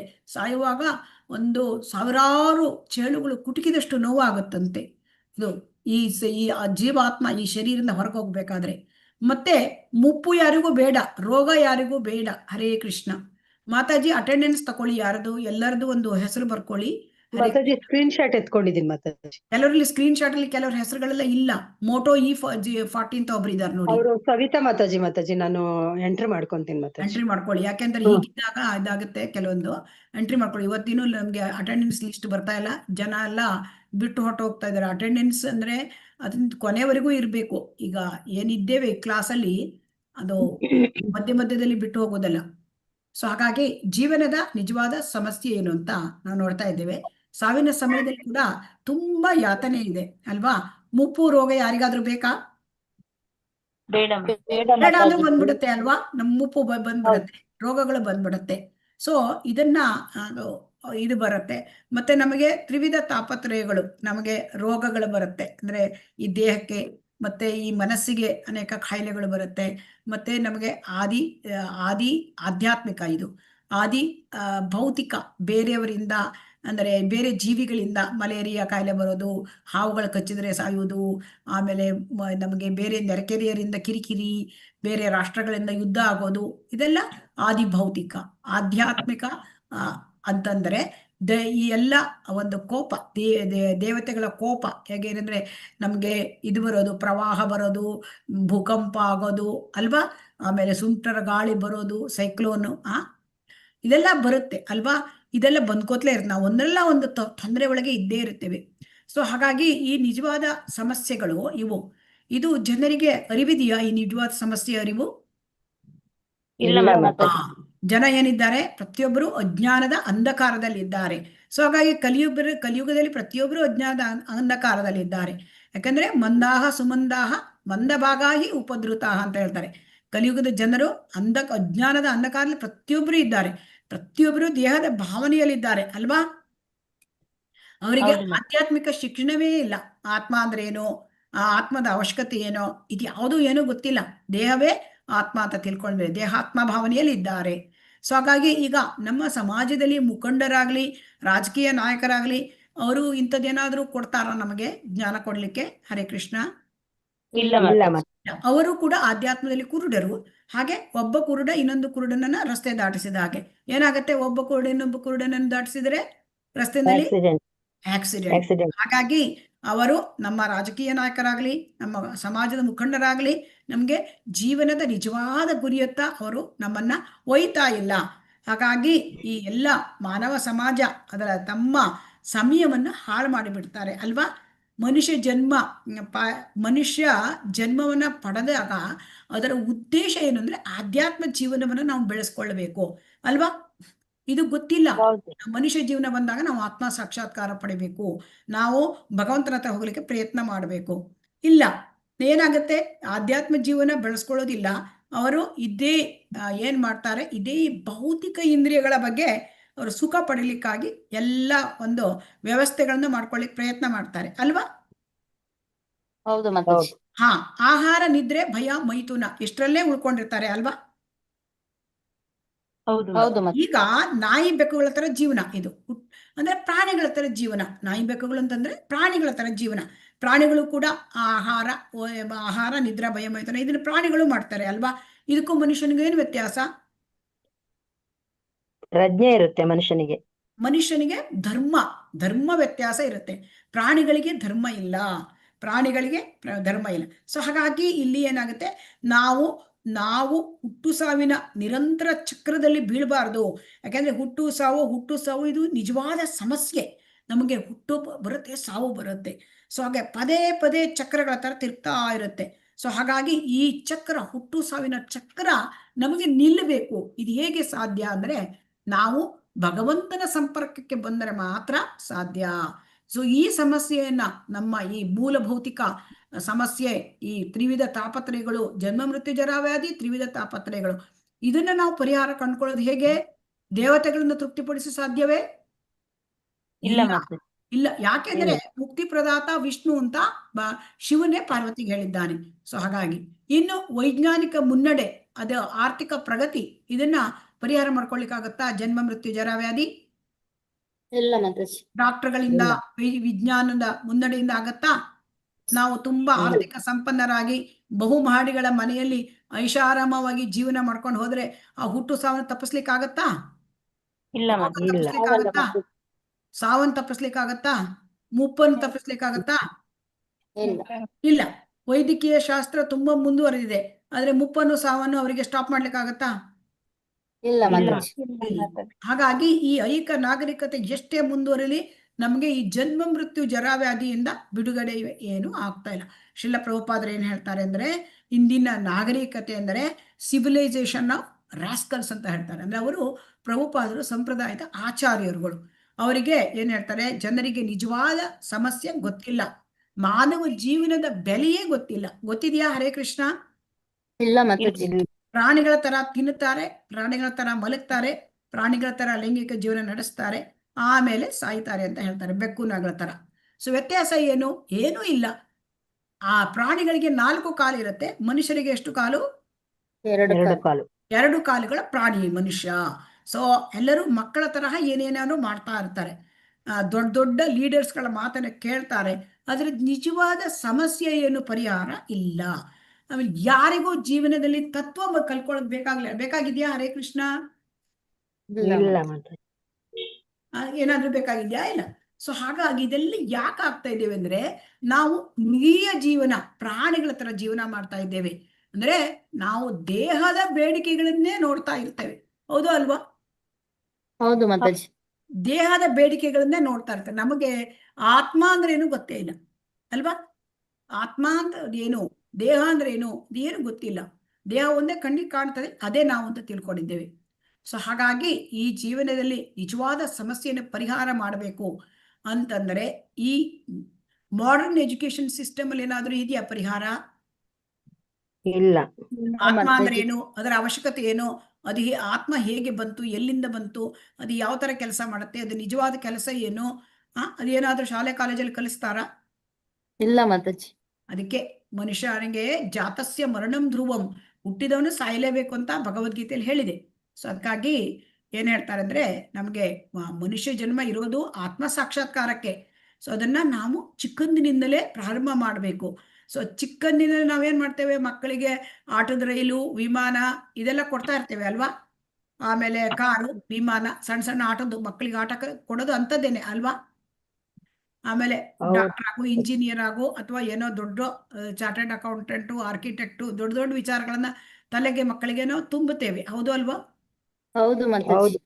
ಅದೇ ತರಹ ಏನಂತ ಹೇಳ್ತಾರೆ ಅಂದ್ರೆ, ಕೃಷ್ಣ ಪ್ರಜ್ಞೆಯನ್ನು ಮಕ್ಕಳ ತಲೆಗೆ ತುಂಬಬೇಕಂತೆ ಚಿಕ್ಕಂದಿನಿಂದ.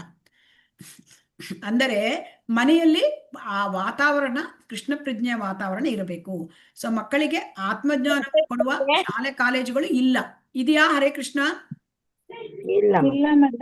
ಹಾಗಾಗಿ ನಮ್ಮ ಸಮಾಜದಲ್ಲಿ ನಾವು ಏನ್ ಮಾಡ್ತಾ ಇದ್ದೇವೆ, ನಾನು ಚೆನ್ನಾಗಿ better eating, better living, better sleeping, better accumulation ಇಂದ ಸಂಪತ್ತನ್ನು ಕೂಡಬೇಕು ಅಲ್ವಾ? ಚೆನ್ನಾಗಿ ಊಟ ಮಾಡಬೇಕು, ಚೆನ್ನಾಗಿ ತಿರುಗಬೇಕು, ಮಲಗಬೇಕು, ಚೆನ್ನಾಗಿ ಸೆಕ್ಸ್, ಇಷ್ಟೇ ಅಲ್ವಾ? ಈ ತರ ಮಾಡಿದ್ರೆ ನಾವು ಉದ್ಧಾರ ಆಗೋದಿಲ್ಲ ಅಂತ ಹೇಳ್ತಾರೆ. ಯಾಕೆಂದ್ರೆ ನಾಯಿ ಬೆಕ್ಕು ತರ ನಾವು, ನಾಯಿ ಬೆಕ್ಕು ಇರುವೆ ಎಲ್ಲವೂ ಕೂಡ ಹೊಟ್ಟೆ ತುಂಬಿಕೊಳ್ತಾ ಇರತ್ತೆ ಅಲ್ವಾ? ಅವರಿಗೂ ಹೇಗೆ ನಿದ್ರೆ ಮಾಡಬೇಕು, ಹೇಗೆ ಕೂಡಿಡ್ಬೇಕು ಎಲ್ಲ ಗೊತ್ತಿದೆ. ಸೊ ಹಾಗಾಗಿ ನಮ್ಮ ಮನುಷ್ಯ ಜೀವನಕ್ಕೆ ತುಂಬಾ ದೊಡ್ಡ ಜವಾಬ್ದಾರಿ ಇದೆ ಅಲ್ವಾ? ದೇವರು ಶಾಶ್ವತ, ಆತ್ಮನಾಗಿ ಜೀವಾತ್ಮನೂ ಶಾಶ್ವತ. ಆದರೆ ಜೀವಾತ್ಮನಿಗೆ ಹುಟ್ಟು ಸಾವು ಬರುತ್ತೆ ಅಲ್ವಾ? ಸೊ ಇದು ಪ್ರಶ್ನೆ.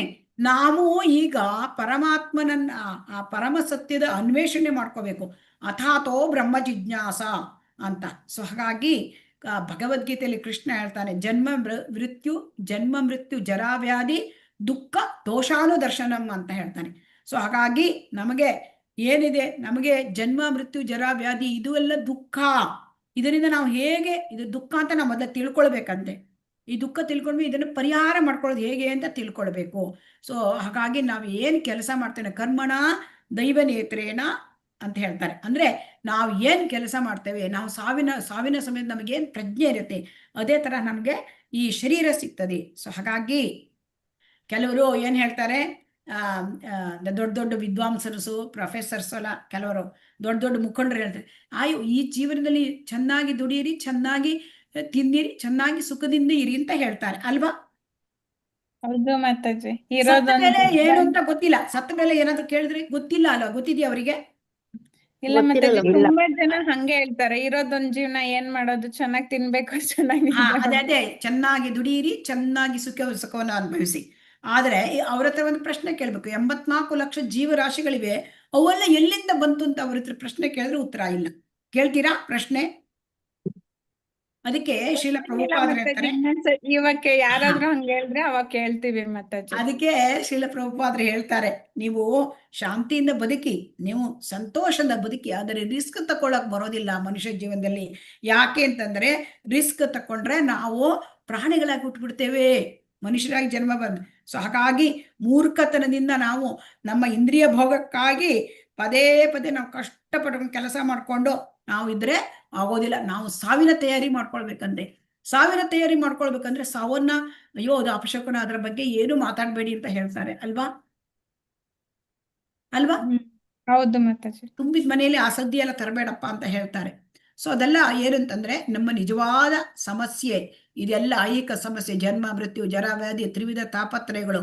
ಇದನ್ನ ಈ ಐಹಿಕ ಸಮಸ್ಯೆಗಳನ್ನ ಐಹಿಕದಿಂದ ಪರಿಹಾರ ಮಾಡ್ಲಿಕ್ಕೆ ಬರೋದಿಲ್ಲ. ಸೊ ಅದನ್ನ ನಾವು ಹೇಗೆ ಪರಿಹಾರ ಮಾಡ್ಬೇಕು? ಆಧ್ಯಾತ್ಮಿಕ ಜೀವನದಿಂದ ಅದನ್ನ ಪರಿಹಾರ ಕಂಡುಕೊಳ್ಬೇಕಂತೆ. ಸೊ ಹಾಗಾಗಿ ನಾವೀಗ ನಮ್ಮ ಜೀವನವನ್ನು ಆಧ್ಯಾತ್ಮೀಕರಿಸಿಕೊಳ್ಳಬೇಕು. ಏನ್ ಮಾಡ್ಬೇಕು? ಆಧ್ಯಾತ್ಮೀಕರಿಸಿಕೊಳ್ಳಬೇಕು. ನಾವೀಗ ಭೌತಿಕದಲ್ಲಿ ಮುಳುಗಿ ಹೋಗಿದ್ದೇವೆ ಅಲ್ವಾ? ಹೌದು ಮಾತಾಜಿ. ಸೊ ಹಾಗೆ ಭಗವದ್ಗೀತಾ ಇದೆಲ್ಲ ಸಮಸ್ಯೆಗಳಿಗೆ ಪರಿಹಾರ ಈ ಭಗವದ್ಗೀತೆಯಲ್ಲಿ ಇದೆ. ಸೊ ಅದರಿಂದ ಇದು ಕೃಷ್ಣ ಪ್ರಜ್ಞಾ ಆಂದೋಲನ. ಇವತ್ತು ಸ್ವಲ್ಪ ನಾವು ಈ ಭಗವದ್ಗೀತೆ ಬಗ್ಗೆ ನೋಡೋಣ, ಆಯ್ತಾ? ಸ್ವಲ್ಪ ಸಮಯ ಕಂಟಿನ್ಯೂ ಮಾಡ್ತೇನೆ, ಆಮೇಲೆ ಹರೇ ಕೃಷ್ಣ ಮಾತಾಜಿ. ಮಾತಾಜಿ ಹೇಳಿ ಮಾತಾಜಿ. ಮಾತಾಜಿ ಜ್ಯೋತಿ ಮಾತಾಜಿ ಅಂತ ಇದ್ದಾರೆ ಮಾತಾಜಿ, ಅವರು ಇಂಟ್ರೊಡ್ಯೂಸ್ ಮಾಡ್ಕೊಂಡಿಲ್ಲ ಮಾತಾಜಿ. ಹಾ ಹೇಳಿ ಮಾತಾಜಿ, ವಿಡಿಯೋ ಆನ್ ಮಾಡ್ಕೊಂಡು ಹೇಳಿ. ಜ್ಯೋತಿ ಮಾತಾಜಿ, ಹರೇ ಕೃಷ್ಣ ಮಾತಾಜಿ.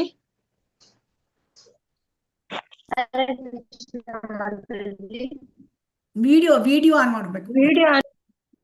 ವಿಡಿಯೋ ಆನ್ ಮಾಡ್ಕೊಂಡು ಹೇಳಿ ಮಾತಾಜಿ. ಜ್ಯೋತಿ ಮಾತಾಜಿ. ಹರೇ ಕೃಷ್ಣ. ಅವ್ರೇನು ಇಂಟರ್ನೆಟ್ ಸರಿ ಇಲ್ಲ ಮಾತಾಜಿ, ನೋಡೋಣ ಆಮೇಲೆ.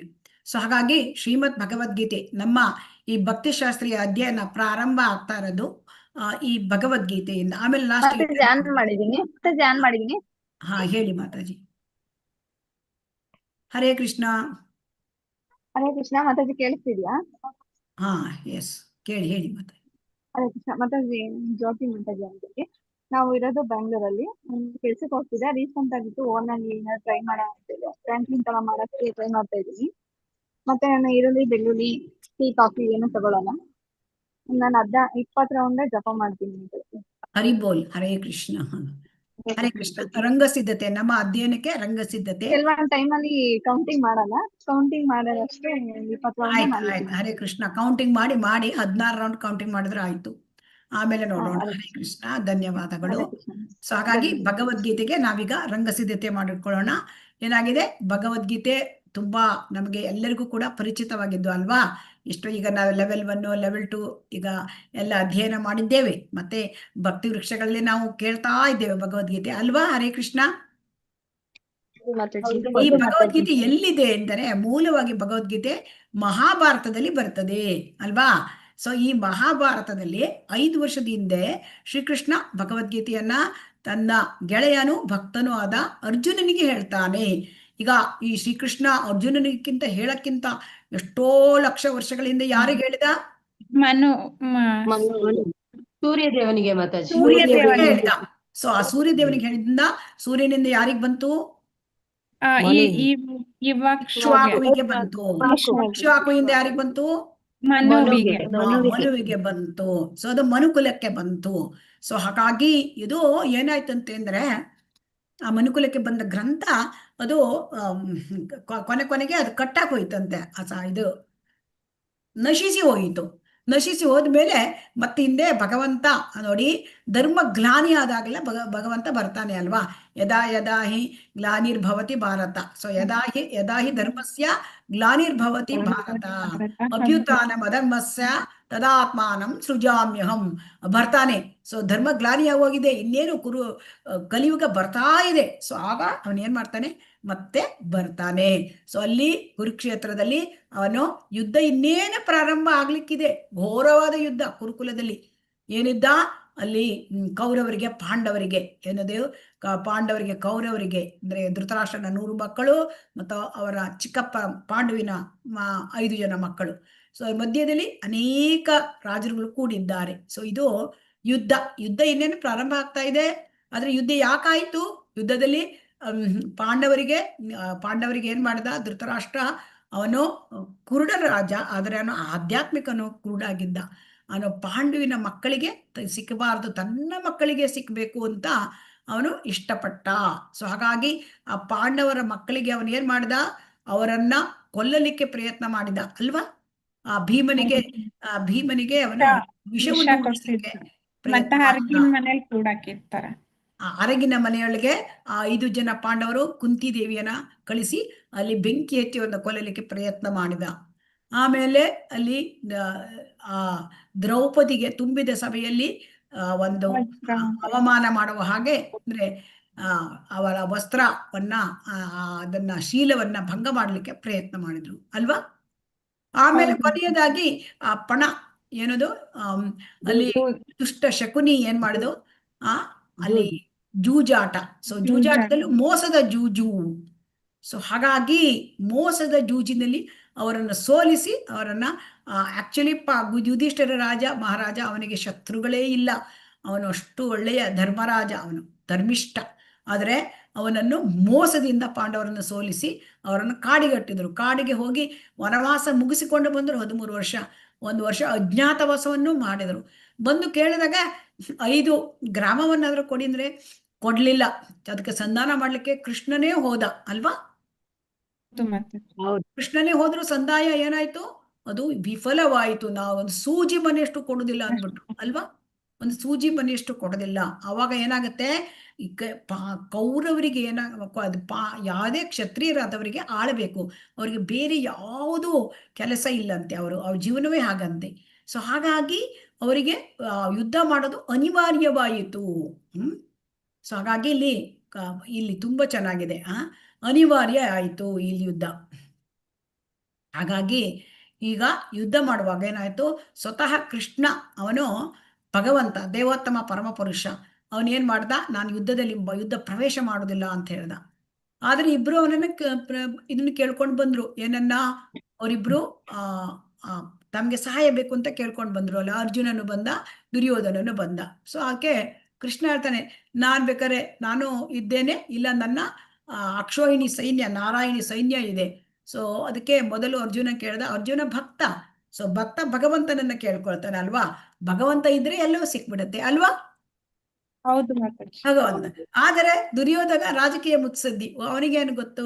ಅವನು ತಾನು ಜನರಿಗೆ ಸೋಲಿಸ್ಲಿಕ್ಕೆ ಒಂದು ಸೈನ್ಯ ಬಲ ಬೇಕು ಅಂತ ತಿಳ್ಕೊಂಡ. ಸೊ ಹಾಗಾಗಿ ರಾಜಕೀಯ ಮುತ್ಸದ್ದಿಯಾದ ದುರ್ಯೋಧನನು ತಕ್ಷಣವೇ ಕೃಷ್ಣನ ಸೈನ್ಯವನ್ನ ಬಾಚಿಕೊಂಡ. ಆದರೆ ಸ್ವತಃ ಕೃಷ್ಣನನ್ನ ಪಡೆಯಲು ಪಾಂಡವರು ಅಷ್ಟೇ ಕಾತುರರಾಗಿದ್ರು. ಕೃಷ್ಣ ಎಲ್ಲಿದ್ದಾನೆ ಅಲ್ಲಿ ಜಯ ಅಲ್ವಾ? ಜಯಸ್ತು ಪಾಂಡುಪುತ್ರಾಣಂ ಅಂತ ಹೇಳಿದ್ದಾರೆ. ಯಾಕೆ? ಅವ್ರ ಜೊತೆ ಕೃಷ್ಣ ಇದ್ದಾನೆ. ಸೊ ಹಾಗಾಗಿ ಶ್ರೀಕೃಷ್ಣ ಅರ್ಜುನನ ಸಾರಥಿಯಾದ. ಆಮೇಲೆ ಬಿಲ್ಲುಗಾರ, ಪ್ರಸಿದ್ಧ ಬಿಲ್ಲುಗಾರ. ಅರ್ಜುನ ಏನು ಸಾಮಾನ್ಯ ಅಲ್ಲ, ಪುರಾಣ ಪ್ರಸಿದ್ಧ, ತುಂಬ ಒಳ್ಳೆಯ ಬಿಲ್ಲುಗಾರ. ಅವನ ರಥದ ಸಾರಥ್ಯವನ್ನು ಕೃಷ್ಣ ವಹಿಸ್ಕೊಂಡ. ಇಲ್ಲಿ ಭಗವದ್ಗೀತೆ ಪ್ರಾರಂಭ ಆಗತ್ತೆ. ಸೊ ಅದನ್ನು ನಾವು ಡೀಟೇಲ್ ಆಗಿ ಓದಲಿದ್ದೇವೆ. 1 ವರ್ಷಗಳ ಕಾಲ ಓದಲಿದ್ದೇವೆ. ಸೊ ಹಾಗಾಗಿ ಭಗವದ್ಗೀತೆ ಪ್ರಾರಂಭ ಆಗೋದು ಈ ಘಟ್ಟದಲ್ಲಿ. ಏನಾಗಿದೆ? 2 ಕಡೆ ಸೈನ್ಯ ಯುದ್ಧಕ್ಕೇನೆ ನಿಂತಿದೆ. ಇನ್ನೇನು ಯುದ್ಧ ಘೋಷಣೆ ಆಗಿದೆ, ಯುದ್ಧ ಪ್ರಾರಂಭ ಆಗ್ತಾ ಇದೆ. ಅರ್ಧ ಗಂಟೆ ಅಷ್ಟೇ. ಆ ಸಮಯದಲ್ಲಿ ಏನ್ ಮಾಡ್ದ? ಧೃತರಾಷ್ಟ್ರ ಪ್ರಶ್ನೆ ಕೇಳ್ತಾನೆ. ಸೊ ಧರ್ಮಕ್ಷೇತ್ರೆ ಕುರುಕ್ಷೇತ್ರೆ ಸಮವೇತಾಯುತ್ಸಾಹ ಮಾಮಕಾಹ ಪಾಂಡವಶ್ಚೈವ ಕಿಮ ಕುರುವತ ಸಂಜಯ. ತನ್ನ ಸಹಾಯಕನಾದ ಸಂಜಯನನ್ನು ಕೇಳ್ತಿರು. ಅವರೆಲ್ಲ ಏನ್ ಮಾಡಿದ್ರು? ಆತಂಕ ಅವನಿಗೆ. ಏನ್ ಮಾಡಿದ್ರು? ಯುದ್ಧ ಏನೋ ಬಿಟ್ಕೊಂಡ್ಬಿಟ್ರಾ?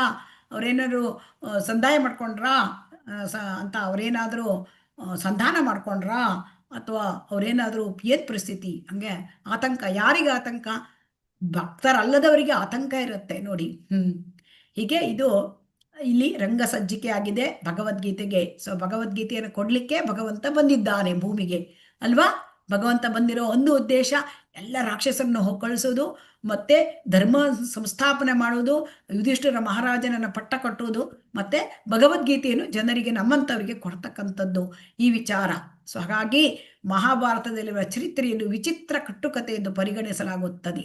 ಅನಾಮಧೇಯ ಪ್ರತಿಭಾವಂತ ವಿಚಾರಗಳನ್ನು ರೂಪಿಸಲು ಒಂದು ಕಾವ್ಯಮಯ ಸಾಧನವಾಗುತ್ತಾನೆ. ಆದರೆ ಅವನು ಇಲ್ಲಿ ಅಮುಖ ಜನ ಏನ್ ಮಾಡ್ತಾರೆ, ಅಮುಖ್ಯ ಚಾರಿತ್ರಿಕ ವ್ಯಕ್ತಿ ಅಂತ ತಿಳ್ಕೊಂಡ್ಬಿಡ್ತಾರೆ. ಅಲ್ಲ, ಅವನು ದೇವೋತ್ತಮ ಪರಮ ಪುರುಷ. ಶ್ರೀಲ ಪ್ರಭುಪಾದ ಹೇಳ್ತಾರೆ. ಸೊ ಹಾಗಾಗಿ ಯಥಾವತ್ತಾಗಿ ಭಗವದ್ಗೀತೆಯನ್ನ ನಾವು ತಿಳ್ಕೊಳ್ಬೇಕು. ಸೊ ಕೃಷ್ಣ ದೇವೋತ್ತಮ ಪರಮ ಪುರುಷ. ಭಗವದ್ಗೀತೆ ತಿಳ್ಕೊಳ್ಬೇಕು ಅಂತಂದ್ರೆ ಕೃಷ್ಣ ದೇವೋತ್ತಮ ಪರಮ ಪುರುಷ. ಇದನ್ನ ನಾವು ಮೊದಲು ಒಪ್ಕೊಳ್ಬೇಕು ಅಲ್ವಾ? ಹರೇ ಕೃಷ್ಣ. ಈ ವಿಚಾರ ನಮ್ಗೆ ಗೊತ್ತಿಲ್ಲದೆ ಹೋದ್ರೆ, ಇದನ್ನು ಒಪ್ಕೊಳ್ದೆ ಹೋದ್ರೆ ನಾವು ಭಗವದ್ಗೀತೆ ಅರ್ಥ ಮಾಡ್ಕೊಳ್ಳಿಕ್ಕೆ ಸಾಧ್ಯ ಇಲ್ಲ. ಅದನ್ನ ಇಲ್ಲಿ ನೋಡೋಣ. ಶ್ರೀಲ ಪ್ರಭುಪಾದರು ಏನ್ ಹೇಳ್ತಾರೆ ನೋಡೋಣ. ಏನ್ ಹೇಳ್ತಾರೆ ಅಂದ್ರೆ, ಭಗವದ್ಗೀತೆ ಯಥಾರೂಪ ಅಂದ್ರೆ ಏನು? ಯಥಾರೂಪ ಅಂದ್ರೆ ಭಗವಂತ ಏನ್ ಹೇಳಿದ್ದಾನೆ ಅದನ್ನೇ ಬರೆಯೋದು. ನಾನೇ ಭಗವದ್ಗೀತೆಯಲ್ಲಿ ಸುಮಾರು 900 ಎಡಿಷನ್ಸ್ಗಳ ಇದೆ. ಅದರಲ್ಲಿ ಸ್ವಲ್ಪ ಒಳ್ಳೆಯದು ಒಂದು ಭಗವಂತನನ್ನು ಯಥಾರೂಪವಾಗಿ ವಿವರಿಸಿದ್ದವರು ಶ್ರೀಲ ಪ್ರಭುಪಾದರು. ಸೊ ಅಲ್ಲಿ ಏನು ಭಗವಂತ ಹೇಳಿದ್ದಾನೆ ಅದನ್ನೇ ಬರೆದಿರೋದು. ಸೊ ಹಾಗಾಗಿ ನಾವು ಇಲ್ಲಿ ಇಡೀ ನಮ್ಮ ಕೋರ್ಸಿನಲ್ಲಿ ಭಗವದ್ಗೀತಾ ಯಥಾರೂಪವನ್ನೇ ನಾವು ಅದನ್ನೇ ಅಭ್ಯಾಸ ಮಾಡ್ತೇವೆ. ಸೊ ಹಾಗಾಗಿ ಇಲ್ಲಿ ಶ್ರೀಲ ಪ್ರಭುಪಾದನೆ ಹೇಳ್ತಾರೆ ಅಂದ್ರೆ, ದೇವೋತ್ತಮ ಪರಮಪುರುಷ ಕೃಷ್ಣನ ಮಹತ್ ಕಾರ್ಯವನ್ನು ನಿರೂಪಿಸುವುದು ಇದು ಭಗವದ್ಗೀತೆಯ ಒಂದು ಉದ್ದೇಶ. ಭಗವಂತನ ಮಹಿಮೆಗಳನ್ನು ಹೊಗಳುವುದು. ಹಾಗಾಗಿ ಸೊ ಅದಕ್ಕೆ ಕೃಷ್ಣನ ಇಚ್ಛೆಯನ್ನು ನಿರೂಪಿಸುವುದು. ಅವರಲ್ಲಿ ಏನೇ ಅಂದ್ರೆ ಬೇರೆ ಬೇರೆ ರೀತಿಗಳಲ್ಲಿ ಅವರಿಗೆ ಏನೇ ತಿಳುವಳಿಕೆ ಇದ್ದರೂ ಕೃಷ್ಣನ ಜ್ಞಾನ ಅತ್ಯಲ್ಪ ಆಗಿರುತ್ತೆ. ಈಗ ಒಬ್ಬ ರಾಜಕಾರಣಿ ಯಾರಾದರೂ ಭಗವದ್ಗೀತೆ ಬರೆದಿರ್ತಾರೆ, ಎಲ್ಲೋ ಒಬ್ಬರು ತತ್ವಶಾಸ್ತ್ರಜ್ಞರು ಬರೆದಿರ್ತಾರೆ, ಅಥವಾ ವಿಜ್ಞಾನಿಗಳು ಬರೆದಿರ್ತಾರೆ ಭಗವದ್ಗೀತೆ. ಸೊ ಅವರೆಲ್ಲ ಊಹಾತ್ಮಕ ಚಿಂತನೆಯಲ್ಲಿ ತೊಡಗಿರ್ತಾರೆ. ಆದರೆ ಭಕ್ತರು ಭಗವಂತನನ್ನು ಯಥಾ ಪ್ರಕಾರವಾಗಿ ಬರಿಬಲ್ಲರು. ಶ್ರೀಲ ಪ್ರಭುಪಾದರು ಅವರು ಉತ್ತಮ ಭಕ್ತರು, ಭಕ್ತ ಭಾಗವತರು, ಸಂಪ್ರದಾಯದ ಆಚಾರ್ಯರು. ಸೊ ಹಾಗಾಗಿ ಅವರು ಶ್ರೀಕೃಷ್ಣ ಹೇಳಿದ ಭಗವಂತ ಹೇಳಿದ ಭಗವದ್ಗೀತೆಯನ್ನು ಯಥಾರೂಪವಾಗಿ ಬರೆದಿದ್ದಾರೆ. ಸೊ ಹಾಗಾಗಿ ಕೃಷ್ಣನು ಮನ್ಮನಾಭವ ಮದ್ಭಕ್ತೋ ಮದ್ಯಾಜಿ ಮಾಮ ನಮಸ್ಕರು ಇತ್ಯಾದಿಯಾಗಿ ಹೇಳುವಾಗ ವಿದ್ವಾಂಸರೆನಿಸಿಕೊಂಡವರು ಇತರರ ಹಾಗೆ ಕೃಷ್ಣನು ಅವನ ಆತ್ಮವು ಬೇರೆ ಬೇರೆ ಎಂದು ತಿಳ್ಕೊಬಿಡ್ತಾರೆ. ಆದರೆ ಶ್ರೀಲ ಪ್ರಭುಪಾದರು ಹೇಳ್ತಾರೆ, ಕೃಷ್ಣ ಬೇರೆ ಅಲ್ಲ, ಕೃಷ್ಣನಿಗೆ ಆತ್ಮ ಬೇರೆ ಅಲ್ಲ. ಕೃಷ್ಣ ಅವನು ಸಚ್ಚಿದಾನಂದ ವಿಗ್ರಹ. ಕೃಷ್ಣನ ನಾಮ, ಕೃಷ್ಣನ ರೂಪ, ಕೃಷ್ಣನ ಗುಣಗಳು, ಕೃಷ್ಣನ ಲೀಲೆಗಳು ಇದು ಯಾವುದರಲ್ಲೂ ವ್ಯತ್ಯಾಸ ಇಲ್ಲ. ಕೃಷ್ಣನ ರೂಪ, ಕೃಷ್ಣನ ಕೃಷ್ಣನ ನಾಮ ಕೃಷ್ಣನೇ, ಕೃಷ್ಣನ ಲೀಲೆಗಳು ಕೂಡ ಕೃಷ್ಣನೇ. ಸೊ ಇದನ್ನೆಲ್ಲ ಅರ್ಥ ಮಾಡ್ಕೊಳ್ಬೇಕು ಅಂದ್ರೆ ಭಕ್ತನಾದವನಿಗೆ ಮಾತ್ರ ಸಾಧ್ಯ ಆಗತ್ತೆ. ಬೇರೆ ಯಾರಾದರೂ ವಿದ್ವಾಂಸರು, ರಾಜಕಾರಣಿಗಳು, ತತ್ವಶಾಸ್ತ್ರಜ್ಞರು, ಸ್ವಾಮಿಗಳು ಎನಿಸಿಕೊಂಡವರು ಕೃಷ್ಣನ ಬಗ್ಗೆ ಪರಿಪೂರ್ಣವಾದ ಜ್ಞಾನವೇ ಇಲ್ಲ. ಅವರು ಭಗವದ್ಗೀತೆಯ ವ್ಯಾಖ್ಯಾನ ಬರೀತಾರೆ. ಎಷ್ಟೋ ಪುಸ್ತಕ ನೀವು ನೋಡಿರ್ಬೋದು ಅಲ್ವಾ, ಕೇಳಿರ್ಬೋದಲ್ವಾ ನೀವು? ಯಥಾ ಪ್ರಕಾರ ಬಿಟ್ಟು ಬೇರೆ ಪುಸ್ತಕಗಳನ್ನ ನೋಡಿದೀವಿ ಮಾತಾಜಿ. ಅಧಿಕೃತವಲ್ಲದ ಇಂತಹ ಭಗವದ್ಗೀತೆಯ ವ್ಯಾಖ್ಯಾನಕ್ಕೆ ಮಾಯಾವಾದಿ ಭಾಷ್ಯ ಎಂದು ಕರೆಯುತ್ತಾರೆ. ಸೊ ಹಾಗಾಗಿ ಅದೆಲ್ಲ ಮಾಯಾವಾದಿ ಭಾಷ್ಯ. ಅಂದರೆ ಅವರು ಏನ್ ಹೇಳ್ತಾರೆ, ಶ್ರೀಲ ಪ್ರಭುಪಾದರು ಅಧಿಕಾರಿಗಳಲ್ಲದ ಈ ಜನರ ವಿರುದ್ಧ ಚೈತನ್ಯ ಮಹಾಪ್ರಭುಗಳು ಎಚ್ಚರಿಕೆ ಕೊಟ್ಟಿದ್ದಾರೆ. ಮಾಯಾವಾದಿ ಭಾಷ್ಯ ಸುನಿಲ್ಲ, ಸರ್ವನಾಶ ಹೋಯಿಲ್ಲ ಅಂತ ಹೇಳಿದ್ದಾರೆ. ಮಾಯಾವಾದಿಗಳ ಪುಸ್ತಕ ಓದಿದರೆ ನಮಗೆ ನಾಶ ಹೊಂದುತ್ತೇವೆ ಅಂತ ಹೇಳ್ತಾರೆ. ಯಾಕೆ ಅಂತಂದ್ರೆ ಅವರು ಆತ್ಮನು ಒಂದೇ, ಪರಮಾತ್ಮನು ಒಂದೇ ಅಂತ ಹೇಳ್ತಾರೆ. ನಾನು ದೇವರು, ಎಲ್ಲರೂ ದೇವರು ಅಂತ ಹೇಳ್ತಾರೆ. ಸೊ ಹಾಗಾಗಿ ತಪ್ಪುದಾರಿ ಹಿಡಿತಾರೆ. ಅದಕ್ಕಾಗಿ ಭಗವದ್ಗೀತೆಯ ವಿದ್ಯಾರ್ಥಿ ತಪ್ಪುದಾರಿ ಹಿಡಿದು ಆಧ್ಯಾತ್ಮಿಕ ಮಾರ್ಗದರ್ಶನದಲ್ಲಿ ಗೊಂದಲಕ್ಕೆ ಒಳಗಾಗ್ತಾನೆ. ಅದಕ್ಕೆ ನಾವು ಮಾಯಾವಾದಿ ಭಾಷೆಯನ್ನ ಓದಬಾರ್ದು. ಅದಕ್ಕೆ ಯಥಾರೂಪ, ಯಾಕೆಂದ್ರೆ ಯಥಾರೂಪದಲ್ಲಿ ಶುದ್ಧ ಭಕ್ತರು ಬರೆದಿರ್ತಕ್ಕಂಥ ಭಗವದ್ಗೀತೆಯನ್ನ ನಾವು ಓದಬೇಕು. ಈಗ ಇಲ್ಲಿ ಶ್ರೀಲ ಪ್ರಭುಪಾದ ಹೇಳ್ತಾರೆ, 860 ಕೋಟಿ ವರ್ಷಗಳಿಗೆ ಒಮ್ಮೆ ಕೃಷ್ಣ ಒಂದು ಗ್ರಹಕ್ಕೆ, ನಮ್ಮ ಈ ಗ್ರಹಕ್ಕೆ ಬರ್ತಾನಂತೆ.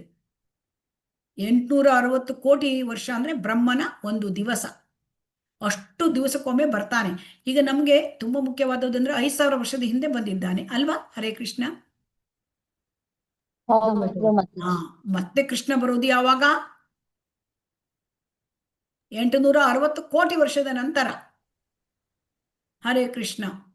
ಸೊ ಹಾಗಾಗಿ ಇಲ್ಲಿ ಏನ್ ಹೇಳ್ತಾರೆ, ಶ್ರೀಕೃಷ್ಣನ ಹೇಗೆ ಭಗವದ್ಗೀತೆಗೆ ಏನ್ ಹೇಳಿದಾನೆ ಅದನ್ನ ಅರ್ಥ ಮಾಡಿಕೊಂಡು ಭಗವದ್ಗೀತೆಗೆ ನಾವು ವ್ಯಾಖ್ಯಾನವನ್ನ ನಾವು ಬರೆದಿರ್ತಕ್ಕಂಥ ಶ್ರೀಲ ಪ್ರಭುಪಾದನ ಓದ್ಬೇಕು.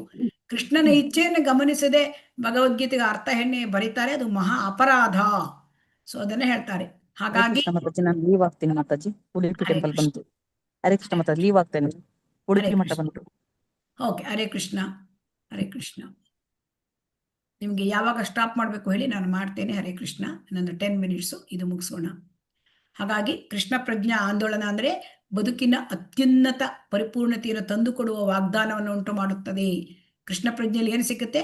ಭಕ್ತಿಯ ಅತ್ಯುನ್ನತ ಪರಿಪೂರ್ಣತೆ. ಯಾವುದು ಅತ್ಯುನ್ನತ ಪರಿಪೂರ್ಣತೆ? ಹರೇ ಕೃಷ್ಣ. ಅತ್ಯುನ್ನತ ಪರಿಪೂರ್ಣತೆ ಅಂದ್ರೆ ಯಾವುದು? ಹರೇ ಕೃಷ್ಣ. ಶುದ್ಧ ಭಕ್ತರಾಗುವುದು. ಶುದ್ಧ ಭಕ್ತರಾಗುವುದು. ಅತ್ಯುನ್ನತ ಪರಿಪೂರ್ಣತೆ ಅಂತಂದ್ರೆ ಕೃಷ್ಣ ಪ್ರೇಮವನ್ನು ಪಡ್ಕೊಳ್ಳೋದು, ಭಗವಂತನ ಲೋಕಕ್ಕೆ ಹೋಗೋದು. ಸೊ ಆದ್ದರಿಂದ ಇದು ಮನುಕುಲಕ್ಕೆ ಅಗತ್ಯವಾದದ್ದಂತೆ ಅಂದ್ರೆ ಬದುಕಿನ ಪರಿಪೂರ್ಣತೆಯನ್ನು ಪಡ್ಕೊಳ್ಳೋದು. ಇದನ್ನು ಹೇಗೆ ಪಡ್ಕೊಳ್ಳೋದು ಅಂತ ಭಗವದ್ಗೀತೆಯಲ್ಲಿ ಸಂಪೂರ್ಣವಾಗಿ ವಿವರಿಸಿದ್ದಾರೆ. ಆದರೆ ದುರದೃಷ್ಟದಿಂದ ಪ್ರಪಂಚಿಕ ಮನೋಧರ್ಮದ ಜಗಳ ಗಂಟರು ಈ ಆಸುರಿ ಒಲವುಗಳನ್ನು ಮುನ್ನುಗ್ಗಿಸಿದ್ದಾರೆ. ಅವರೆಲ್ಲ ಅಂದ್ರೆ ಬೋಗಸ್ ಒಂದು ವ್ಯಾಖ್ಯಾನ ಬರೆದಿರ್ತಾರೆ. ಸೊ ಹಾಗಾಗಿ ಶ್ರೀಲ ಪ್ರಭುಪಾದ ಏನು ಹೇಳ್ತಾರೆ ಅಂತಂದ್ರೆ, ಈಗ ಪ್ರತಿಯೊಬ್ಬರು ಕೂಡ ಏನು ತಿಳ್ಕೊಂಡಿರ್ಬೇಕು? ಭಗವಂತ ಕೃಷ್ಣ ಅವನ ಮಹಿಮೆ ಏನು ಅನ್ನೋದನ್ನ ಪ್ರತಿಯೊಬ್ಬರು ತಿಳ್ಕೊಳ್ಬೇಕು. ಆಮೇಲೆ ಜೀವಿಗಳ ಸ್ಥಾನ ಏನು ಅದನ್ನು ತಿಳಿದುಕೊಳ್ಬೇಕು ನಾವು. ಭಗವಂತನ ಸ್ಥಾನ ಏನು, ಜೀವಿಗಳ ಸ್ಥಾನ ಏನು. ಜೀವಿಗಳ ಸ್ಥಾನ ಅಂತಂದ್ರೆ ಜೀವರ ಸ್ವರೂಪ ಕೃಷ್ಣನ ನಿತ್ಯದಾಸ. ಪ್ರತಿಯೊಬ್ಬ ಜೀವಿಯು ಭಗವಂತನ ನಿತ್ಯ ಶಾಶ್ವತ ಸೇವಕ. ಈಗ ಅವನು ಕೃಷ್ಣನ ಸೇವೆ ಮಾಡದೆ ಹೋದ್ರೆ ನಾವು ಐಹಿಕ ಪ್ರಕೃತಿ ಸೇವೆ ಮಾಡಬೇಕಾಗತ್ತೆ. ನಾವು ಈ ಭೌತಿಕ ಪ್ರಪಂಚದಲ್ಲಿ ಎಲ್ಲಾ ವಿಚಾರಗಳಲ್ಲೂ ಸೇವೆ ಮಾಡ್ತಾ ಇರಬೇಕಾಗತ್ತೆ ಅಲ್ವಾ? ಶ್ರೀಲ ಪ್ರಭುಪಾದರು ಹೇಳ್ತಾರೆ. ಅಂದ್ರೆ ಒಬ್ಬ ವ್ಯಕ್ತಿ ಕೃಷ್ಣ ಸೇವೆ ಮಾಡದಿದ್ರೆ ಹೆಂಡತಿ ಸೇವೆ, ಮಕ್ಕಳ ಸೇವೆ, ಅದ ಸಮಾಜ ಸೇವೆ, ದೇಶ ಸೇವೆ, ಅದು ಯಾವುದೇ ಇದ್ದರೆ ನಾಯಿ ಸೇವೆನೂ ಕೂಡ ಮಾಡ್ತಾರಂತೆ. ಸೊ ಹಾಗಾಗಿ ನಿರಂತರವಾಗಿ ಈ ರೀತಿಯಾಗಿ ಮಾಯೆಯ ಸೇವೆ ಮಾಡಿದ್ರೆ ನಾವು ನಿರಂತರವಾಗಿ ಹುಟ್ಟು ಸಾವಿನ ಚಕ್ರದಲ್ಲಿ ಅಲಿಯಬೇಕಾಗತ್ತೆ ಅಲ್ವಾ? ಹರೇ ಕೃಷ್ಣ.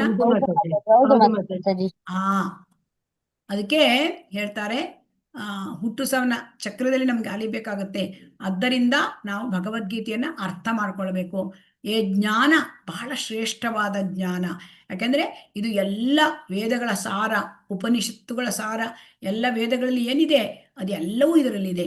ಎಲ್ಲ ವೇದಗಳಲ್ಲಿ ಏನಿಲ್ಲ, ಎಲ್ಲ ಒಂದು ವೈದಿಕ ಶಾಸ್ತ್ರಗಳಲ್ಲಿ ಏನಿಲ್ಲ ಅದವೂ ಕೂಡ ಇಲ್ಲಿ ಇದೆ. ಯಾಕಂದ್ರೆ ಇದು ತುಂಬಾ ತುಂಬಾ ಚಿಕ್ಕದಾಗಿ ನಮಗೆ ಭಗವಂತ ಕೊಟ್ಟಿಟ್ಟಿದ್ದಾನೆ. ಯಾಕಂದ್ರೆ ನಮಗೆ ವೇದಗಳನ್ನು ಓದ್ಲಿಕ್ಕಾಗತ್ತಾ? ಹರೇ ಕೃಷ್ಣ. ವೇದಗಳನ್ನು ಓದ್ಲಿಕ್ಕಾಗತ್ತಾ?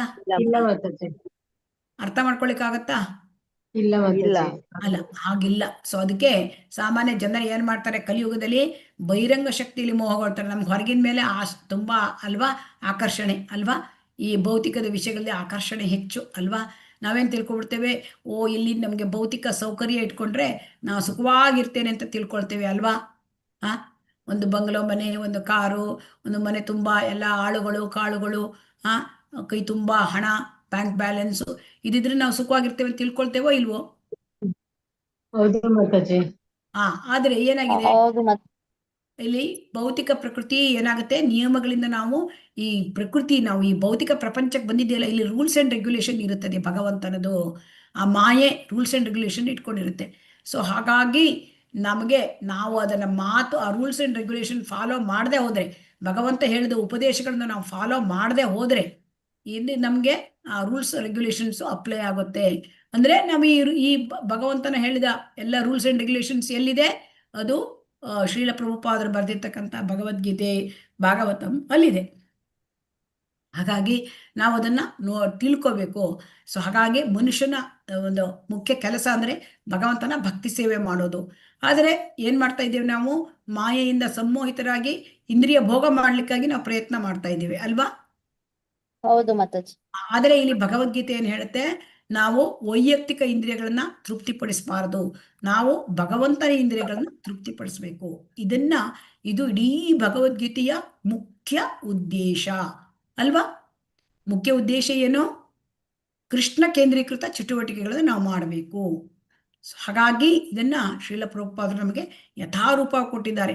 ಭಗವದ್ಗೀತೆ ಮುಖ್ಯ ಉದ್ದೇಶ ಅಂದ್ರೆ ಅಷ್ಟು, ಕೃಷ್ಣ ಕೇಂದ್ರೀಕೃತ ಚಟುವಟಿಕೆಗಳನ್ನು ಮಾಡಬೇಕು, ಇಂದ್ರಿಯ ಭೋಗ ಚಟುವಟಿಕೆಗಳನ್ನ ನಾವು ಮಾಡಬಾರದು. ಸೊ ಅದೇ ಕೃಷ್ಣ ಪ್ರಜ್ಞಾ ಆಂದೋಲನ. ಅದನ್ನ ನಾವು ಈ ಭಗವದ್ಗೀತೆಯ ಕಾರ್ಯ ಸಾಧ್ಯವಾದ ತಿಳುವಳಿಕೆಗಾಗಿ ಕೃಷ್ಣ ಪ್ರಜ್ಞೆ ಆಂದೋಲನದ ನೆರವನ್ನು ನಾವು ಪಡ್ಕೊಳ್ಬೇಕು. ಸೊ ಇಸ್ಕಾನಿಂದ ನಮ್ಗೆ ಇದನ್ನ ನಾವು ತಿಳ್ಕೊಳ್ಬೇಕು. ಸೊ ಹಾಗಾಗಿ ಇಲ್ಲಿ ಭಗವದ್ಗೀತೆ ಯಥಾರೂಪವನ್ನು ಶ್ರೀಲ ಪ್ರಭುಪಾದರು ಕೊಟ್ಟಿದ್ದಾರೆ. ಒಬ್ಬನೇ ಒಬ್ಬ ಮನುಷ್ಯನು ಪ್ರಭುವಿನ ಪರಿಶುದ್ಧ ಭಕ್ತರಾದರೂ ನಮ್ಮ ಪ್ರಯತ್ನವು ಯಶಸ್ವಿಯಾಯಿತು ಎಂದು ನಾವು ಭಾವಿಸುತ್ತೇವೆ. ಅವ್ರು ಏನ್ ಹೇಳ್ತಾರೆ ಶ್ರೀಲ ಪ್ರಭುಪಾದರು, ಇಡೀ ಪುಸ್ತಕಗಳನ್ನ ಸಾವಿರಾರು ಜನ ಓದ್ಬೋದು, ಲಕ್ಷಾಂತರ, ಆದರೆ ಒಬ್ಬನೇ ಒಬ್ಬ ಪರಿಶುದ್ಧ ಭಕ್ತ ಆದರೆ ನಾನು ಮಾಡಿದ ಪ್ರಯತ್ನ ಯಶಸ್ವಿ ಆಯಿತು ಅಂತ ಹೇಳ್ತಾನೆ ಭಕ್ತಿ ಇದು ಶ್ರೀಲ ಪ್ರಭುಪಾದರು ಹೇಳ್ತಾರೆ. ಅವ್ರು ಎಷ್ಟು ಇದು ಆಚಾರ್ಯರುಗಳು ಹೇಳ್ತಾರೆ, ಒಬ್ಬ ಒಳ್ಳೆ ಶುದ್ಧ ಭಕ್ತ ಆದ್ರೆ ಸಾಕು ಅಂತ ಹೇಳ್ತಾರೆ. ಹರೇ ಕೃಷ್ಣ. ಈಗ ನೀವು ಮುಂದಿನ ವಾರ ಇದನ್ನ ಓದ್ಕೊಂಡು ಬರಲೇಬೇಕು. ಯಾವುದು ಹೇಳಿ? ಪ್ರಸ್ತಾವನೆ. ಇದು ತುಂಬಾ ಪೇಜಸ್ ಇದೆ. ಹರೇ ಕೃಷ್ಣ. ಆಯ್ತಾ? ಈ ತರ ಓದ್ಲಿಕ್ಕೆ ಆಗೋದಿಲ್ಲ ನನಗೆ, ಅಂದ್ರೆ ನಮ್ಗೆ ಈ ತರ ಕೋರ್ಸಲ್ಲಿ ಈ ತರ ಡೀಟೇಲ್ಸ್ ಇಲ್ಲ. ಇದನ್ನೆಲ್ಲ ಪ್ರತಿಯೊಂದು ಪೇಜನ್ನು ಓದೋದು. ಹರೇ ಕೃಷ್ಣ. ಮುಖ್ಯವಾದ ಅಂಶಗಳನ್ನ ನಾವು ಹೇಳ್ತೇವೆ. ಹರೇ ಕೃಷ್ಣ. 2 ಗಂಟೆಗಳು ಇರ್ಲಿಕ್ಕೆ ನಿಮ್ಗೆ ತೊಂದರೆ ಆಗತ್ತಾ? ಹರೇ ಕೃಷ್ಣ. ಏನಿಲ್ಲ ಮಾತಾಜಿ. ತೊಂದರೆ ಆದ್ರೆ ಹೇಳಿ. ಇಲ್ಲಿ ಏನ್ ಹೇಳ್ತದೆ, ಒಂದು 2 ಗಂಟೆನಾದ್ರೂ ಮಾಡ್ಬೇಕು ಅಂತ ಇಲ್ಲಿ ಇದೆ, ಒಂದು ಕೋರ್ಸ್, ಒಂದು ಶೆಡ್ಯೂಲ್ ಇದೆ. ಹರೇ ಕೃಷ್ಣ. ಅದನ್ನ ಸ್ಕ್ವೀಸ್ ಮಾಡ್ಲಿದ್ದು ಹೇಗಾಗುತ್ತೆ ಅಲ್ವಾ? ಹರೇ ಕೃಷ್ಣ. ನೀವು ಇದ್ರೆ ಸಮಯ ಇದ್ರೆ ನಾನು ಬೇಕಾದ್ರೆ ಇನ್ನೂ 10 ಮಿನಿಟ್ಸ್ ಮಾಡಬಹುದು. ಇಲ್ಲ ನಿಮಗೆ ಇದ್ರೆ ನಾನು ಎಂಡ್ ಮಾಡ್ತೇನೆ. ಹರೇ ಕೃಷ್ಣ. ಮಾಡಿ ಮಾತಾಜಿ, ನಾವು ಕೇಳ್ತೇವೆ. ಹರೇ ಕೃಷ್ಣ. ಇಲ್ಲಿ ಈಗ ನಾವು ಪ್ರಸ್ತಾವನೆಯಲ್ಲಿ ನೋಡೋಣ. ತುಂಬಾ ಮುಖ್ಯವಾದ ವಿಚಾರಗಳನ್ನು ಮಾತ್ರ ನಾನು ಇಲ್ಲಿ ಹೇಳ್ತೇನೆ.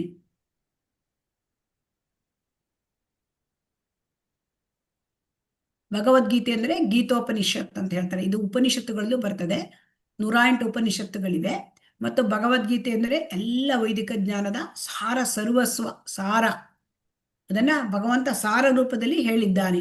ಸೊ ಇಲ್ಲಿ ಶ್ರೀಲ ಪ್ರಭುಪಾದರು ಏನ್ ಹೇಳ್ತಾರೆ ಅಂದ್ರೆ, ಇಂಗ್ಲಿಷ್ನಲ್ಲಿ ಅನೇಕ ಆವೃತ್ತಿಗಳಿತ್ತು, ಆದ್ರೂ ಕೂಡ ಒಂದು ಭಗವದ್ಗೀತೆದು ಒಂದು ಯಥಾರೂಪದ ಆವೃತ್ತಿಯನ್ನು ಅವರು ನಮಗೆ ಕೊಟ್ಟಿದ್ದಾರೆ. ಹಾಗಾಗಿ ಇಲ್ಲಿ ನಮಗೆ ಹೇಳಿ ಭಗವಂತ ಕೃಷ್ಣ ಅಂತ ನೀವು ಹೇಗೆ ಹೇಳ್ತೀರಿ? ಹರೇ ಕೃಷ್ಣ. ಈಗ ನೀವು ಪ್ರಚಾರಕ್ಕೆ ಹೋದಾಗ ಭಗವಂತ ಕೃಷ್ಣ ಅಂದ್ರೆ ಬೇರೆಯವರು ಬೇರೆ ಬೇರೆ ಹೆಸರುಗಳನ್ನ ಹೇಳ್ತಾರೆ, ನೀವು ಅವರಿಗೆ ಏನ್ ಹೇಳ್ತೀರಿ? ಹರೇ ಕೃಷ್ಣ. ಮಾತಾಜಿ, ಭಗವಂತ 6 ಸಂಪೂರ್ಣ ಶಕ್ತಿ ಎಲ್ಲ ಇದೆಯಲ್ಲ ಮಾತಾಜಿ, ಅದು ಐಶ್ವರ್ಯಸ್ಯ, ವೀರಸ್ಯ, ಸಮಗ್ರಸ್ಯ, ಯಶಸ್ಸಸ್ಯ, ಆತರ ಎಲ್ಲ ಹೊಂದಿದ್ದಾರೆ ಭಗವಂತ. ಹರೇ ಕೃಷ್ಣ. ಮತ್ತೇನ್ ಹೇಳ್ತೀರಿ? ಭಗವಂತ ಕೃಷ್ಣ ಅಂತ ಹೇಗೆ ಹೇಳ್ತೀರಿ? 6 ಐಶ್ವರ್ಯಗಳನ್ನ ಹೊಂದಿದ್ದಾರೆ ಮಾತಾಜಿ. ಅದೇ ಹೇಳಿದ್ರು ಮಾತಾಜಿ, ಹೇಳಿದ್ದನ್ನ ರಿಪೀಟ್ ಮಾಡೋದು ಬೇಡ, ಬೇರೆದು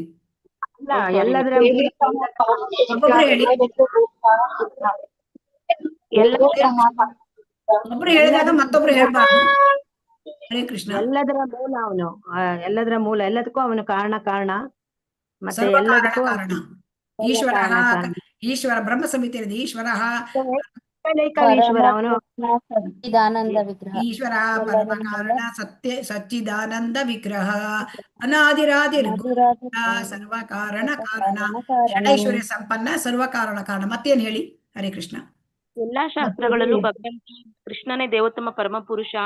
ಅವನಿಗೆ ಆದಿ ಅಂತ್ಯ ಇಲ್ಲ. ಮತ್ತೆ ಎಲ್ಲಾ ಹಿಂದಿಂದು ಗೊತ್ತಿದೆ. ಭಗವಂತನಿಗೆ ಮುಂದೆ ಏನಾಗುತ್ತೆ ಅನ್ನೋದು ಗೊತ್ತಿದೆ, ಪ್ರೆಸೆಂಟ್ ಏನಾಗ್ತಿದೆ ಅನ್ನೋದು ಗೊತ್ತಿರುತ್ತೆ ಅಂತ ಎಲ್ಲಾ ಶಾಸ್ತ್ರಗಳು ದೃಢೀಕರಿಸಿದೆ. ಮತ್ತೆ ಆ ಭಗವಂತ ಕೃಷ್ಣ ಅಂತ ಹೆಂಗೆ ಹೇಳ್ತೀವಿ ಮಾತಾಜಿ? ಇವಾಗ ಇವರು ವೇದವ್ಯಾಸರ ತಂದೆ ಪರಾಶರ ಮುನಿಗಳು ಅವರೆಲ್ಲ ದೃಢೀಕರಿಸಿದ್ದಾರೆ ಮಾತಾಜಿ, ಅವರೇ ಗುರು, ಅವರೇ ಭಗವಾನ್ ಅಂತ. ಸೊ ಅದಕ್ಕೆ ಇಲ್ಲಿ ಹೇಳ್ಬೇಕು, ಕೃಷ್ಣ ಆಚಾರ್ಯರು ಎಲ್ಲಾರು ದೃಢೀಪಡಿಸಿದ್ದಾರೆ. ಹಾ, ಓಕೆ. ಹರೇ ಕೃಷ್ಣ. ಈಗ ನೋಡೋಣ. ಭಗವಾನ್ ಅಂದ್ರೆ ಭಗಗಳನ್ನು ಹೊಂದಿದವನು ಭಗವಾನ್. ಷಡೈಶ್ವರ್ಯ ಸಂಪನ್ನ, ಅದು ಭಗಗಳು, 6 ರೀತಿಯ ಭಗಗಳು. ಎಲ್ಲ ಸೌಂದರ್ಯ, ಎಲ್ಲ ಕೀರ್ತಿ, ಎಲ್ಲ ಜ್ಞಾನ, ಎಲ್ಲ ಸಂಪತ್ತು, ಎಲ್ಲ ವೈರಾಗ್ಯ, ಎಲ್ಲ ಒಂದು ಕೀರ್ತಿ, ಜ್ಞಾನ, ಸಂಪತ್ತು, ವೈರಾಗ್ಯ, ಮತ್ತೊಂದು ಯಾವುದು ಅವನ ಹೆಸರು ಅಂದ್ರೆ ಅವನ ಒಂದು ರೂಪ. ಸೊ ಇದೆಲ್ಲವೂ ಕೂಡ ಸಂಪೂರ್ಣ 100ಕ್ಕೆ 100ರಷ್ಟು ಇದೆಯಂತೆ ಕೃಷ್ಣನಿಗೆ, ಭಗವಂತನಿಗೆ. ಸೊ ಅದಕ್ಕೆ ಅವನು ಭಗವಾನ್, ಭಗಗಳನ್ನ ಹೊಂದಿದನು. ಮತ್ತೆ ಅವನು ಕೃಷ್ಣ ದೇವೋತ್ತಮ ಪರಮಪುರುಷ ಅಂತ ಶಂಕರಾಚಾರ್ಯರು ಒಪ್ಪಿದ್ದಾರೆ. ಭಜಗೋವಿಂದಂ ಭಜಗೋವಿಂದಂ ಗೋವಿಂದಂ ಭಜಮೋ ನಮತೆ ಸಂಪ್ರಾಪ್ತೆ ಸನ್ನಿಹಿತೆ ಕಾಲೇ ನಹಿ ನಹಿ ರಕ್ಷತಿ ಡುಕ್ಕೃಂಕರಣೆ ಹೇಳಿದ್ದಾರೆ. ಭಜ ಗೋವಿಂದ, ಗೋವಿಂದನನ್ನು ಭಜಿಸು, ಗೋವಿಂದನನ್ನು ಭಜಿಸು ಹೇಳಿದ್ದಾರೆ ಶಂಕರಾಚಾರ್ಯರು, ಮಧ್ವಾಚಾರ್ಯರು, ರಾಮಾನುಜಾಚಾರ್ಯರು, ನಿಂಬಾರಕ ಸ್ವಾಮಿ, ಶ್ರೀ ಚೈತನ್ಯ ಮಹಾಪ್ರಭು, ಇಂತಹ ಶ್ರೇಷ್ಠ ಆಚಾರ್ಯರುಗಳು ಎಲ್ಲರೂ ಕೂಡ ದೇವೋತ್ತಮ ಪರಮ ಪುರುಷ ಭಗವಂತ ಅಂತ ಹೇಳಿದ್ದಾರೆ. ಮತ್ತೆ ಭಗವಂತನೇ ತಾನು ದೇವೋತ್ತಮ ಪರಮಪುರುಷ ಅಂತ ಹೇಳಿದ್ದಾನೆ. ಎಲ್ಲ ಹೇಳಿದ್ದಾನೆ, ಅಹಂ ಸರ್ವಸ್ಯ ಪ್ರಭವೋ ಮತ್ತಃ ಸರ್ವಂ ಪ್ರವರ್ತತೆ ಅಲ್ವಾ, ನಾನು ಸರ್ವಸ್ವ ಅವನು ಎಲ್ಲರೂ. ಮತ್ತೆ ಹೇಳ್ತಾನೆ ಅಹಮಾದಿರ್ಹಿ ದೇವಾನಾಂ ಋಷೀಣಾಂ ಚ ಸರ್ವಶಃ. ಭಗವದ್ಗೀತೆಯಲ್ಲಿ ತಾನೇ ದೇವರು ಹೇಳಿದ್ದಾನೆ, ಮತ್ತ ಪರತರಂ ಕಿಂಚಿತ್ ಅಸ್ತಿ ಧನಂಜಯ, ಮತ್ತ ಪರತರಂ ನಾಣ್ಯತ್ ಕಿಂಚಿತ್ ಅಸ್ತಿ ಧನಂಜಯ. ಅನೇಕ ಕಡೆಗಳಲ್ಲಿ ಭಗವದ್ಗೀತೆಯಲ್ಲಿ ತಾನೇ ದೇವೋತ್ತಮ ಪರಮಪುರುಷ ಹೇಳಿದ್ದಾನೆ. ಸೊ ಬ್ರಹ್ಮ ಸಂಹಿತೆಯಲ್ಲಿ ಈಶ್ವರ ಪರಮ ಕೃಷ್ಣ ಸಚ್ಚಿದಾನಂದ ವಿಗ್ರಹ ಅನಾದಿರಾದಿರ್ಗೋವಿಂದ ಸರ್ವಕಾರಣ ಕಾರಣ. ಮತ್ತೆ ಭಾಗವತಮಲ್ಲಿ ಹೇಳ್ತಾರೆ ಏನಂತ ಅಂದ್ರೆ ಏತೆ ಚ ಅಂಶಕಲ ಪುಂಸಃ ಕೃಷ್ಣಸ್ತು ಭಗವಾನ್ ಸ್ವಯಂ ಇಂದ್ರಾರಿ ವ್ಯಾಕುಲಂ ಲೋಕಂ ಮೃಡಯಂತಿ ಯುಗೆ ಯುಗೆ. ಆಮೇಲೆ ಭಗವದ್ಗೀತೆಯಲ್ಲಿ ಅರ್ಜುನ ಒಪ್ಕೊಂಡ್ಬಿಟ್ಟಿದ್ದಾನೆ, ನೀನೇ ಭಗವಂತ ಅಂತ ಹೇಳಿದಾನೆ. ಹೇಗೆ? ಪರಂ ಬ್ರಹ್ಮ ಪರಂ ಧಾಮ ಪವಿತ್ರಂ ಪರಮಂ ಭವಾನ್ ಈಶ್ವರಂ ಪರಂ ಬ್ರಹ್ಮ ಪರಂ ಧಾಮ ಪವಿತ್ರಂ ಪರಮಂ ಭವಾನ್ ಪುರುಷಂ ಶಾಶ್ವತಂ ದಿವ್ಯಂ ಆದಿದೇವಮಜಂ ವಿಭುಂ ಅಹುಸ್ವಾಂ ಋಷಯಃ ಸರ್ವೇ ದೇವರ್ಷಿರ್ನಾರದಸ್ತತಾ ಅಸಿತೋ ದೇವಲೋ ವ್ಯಾಸಃ ಸ್ವಯಂ ಚೈವಾಬ್ರವೀಷಿ ಮೇ. ಆ ಭಗವಂತ ನೀನೇ ಪರಂ ಬ್ರಹ್ಮ, ನೀನೇ ಭಗವಂತ ಅಂತೇಳಿ ಅರ್ಜುನ ಒಪ್ಕೊಂಡಿದ್ದಾನೆ. ನಾನು ಹೇಳುವುದಲ್ಲ, ನಾನು ಒಬ್ಬನೇ ಹೇಳುವುದಲ್ಲ. ಯಾರು ಹೇಳ್ತಾ ಇದ್ದಾರೆ? ಏವಂ ಯಾರು ಹೇಳ್ತಾ ಇದ್ದಾರೆ ನೀನು ದೇವರು ಅಂತ? ಋಷಿಗಳು, ಎಲ್ಲ ಋಷಿಗಳು ಹೇಳ್ತಾ ಇದ್ದಾರೆ ನೀನೇ ದೇವೋತ್ತಮ ಪರಮಪುರುಷ ಅಂತ. ಅಜ್ಜಿ ಒಪ್ಕೊಂಡ್ಬಿಟ್ಟ. ಅವನು ವಿಭೂತಿ ಯೋಗ, ಅವನ ಒಂದು ಇದನ್ನ ವಿಭೂತಿಯನ್ನೆಲ್ಲ ಕೇಳಿ ನೀನು ದೇವೋತ್ತಮ ಪರಮಪುರುಷ ಅಂತ ಒಪ್ಕೊಂಡ. ಆಮೇಲೆ ನೀನು ನಿತ್ಯ, ನೀನು ದಿವ್ಯ, ನೀನು ಆದಿಪುರುಷ ಅಂತ ಒಪ್ಕೊಂಡ. ಅದಾದ್ಮೇಲೆ ಏನು ಹೇಳ್ತಾನೆ ಅವನು? ನಾನು ಹೇಳೋದು ಒಂದೇ ಅಲ್ಲ, ಅವನು ನಿನ್ನ ಋಷಿಗಳು ನಾರದರು, ಅಸಿತ, ದೇವಲ, ವ್ಯಾಸನಂತ ಋಷಿಗಳು ಕೂಡ ಹೇಳಿದ್ದಾರೆ ನೀನು ದೇವರು. ಸೊ ಇದು ಸಂಪ್ರದಾಯವನ್ನ ಹೇಳ್ತಾನೆ. ಸರ್ವಮೇತದ್ರುತಂ ಮನ್ಯೇಯನ್ಮ ಮದಸಿ ಕೇಶವ ನಹಿತೇ ಭಗವನ್ ವ್ಯಕ್ತಿಂ ವಿದುರ್ದೇವಾನ ದಾನವಾಹ ಅಂತ ಹೇಳ್ತಾನೆ. ಅಂದ್ರೆ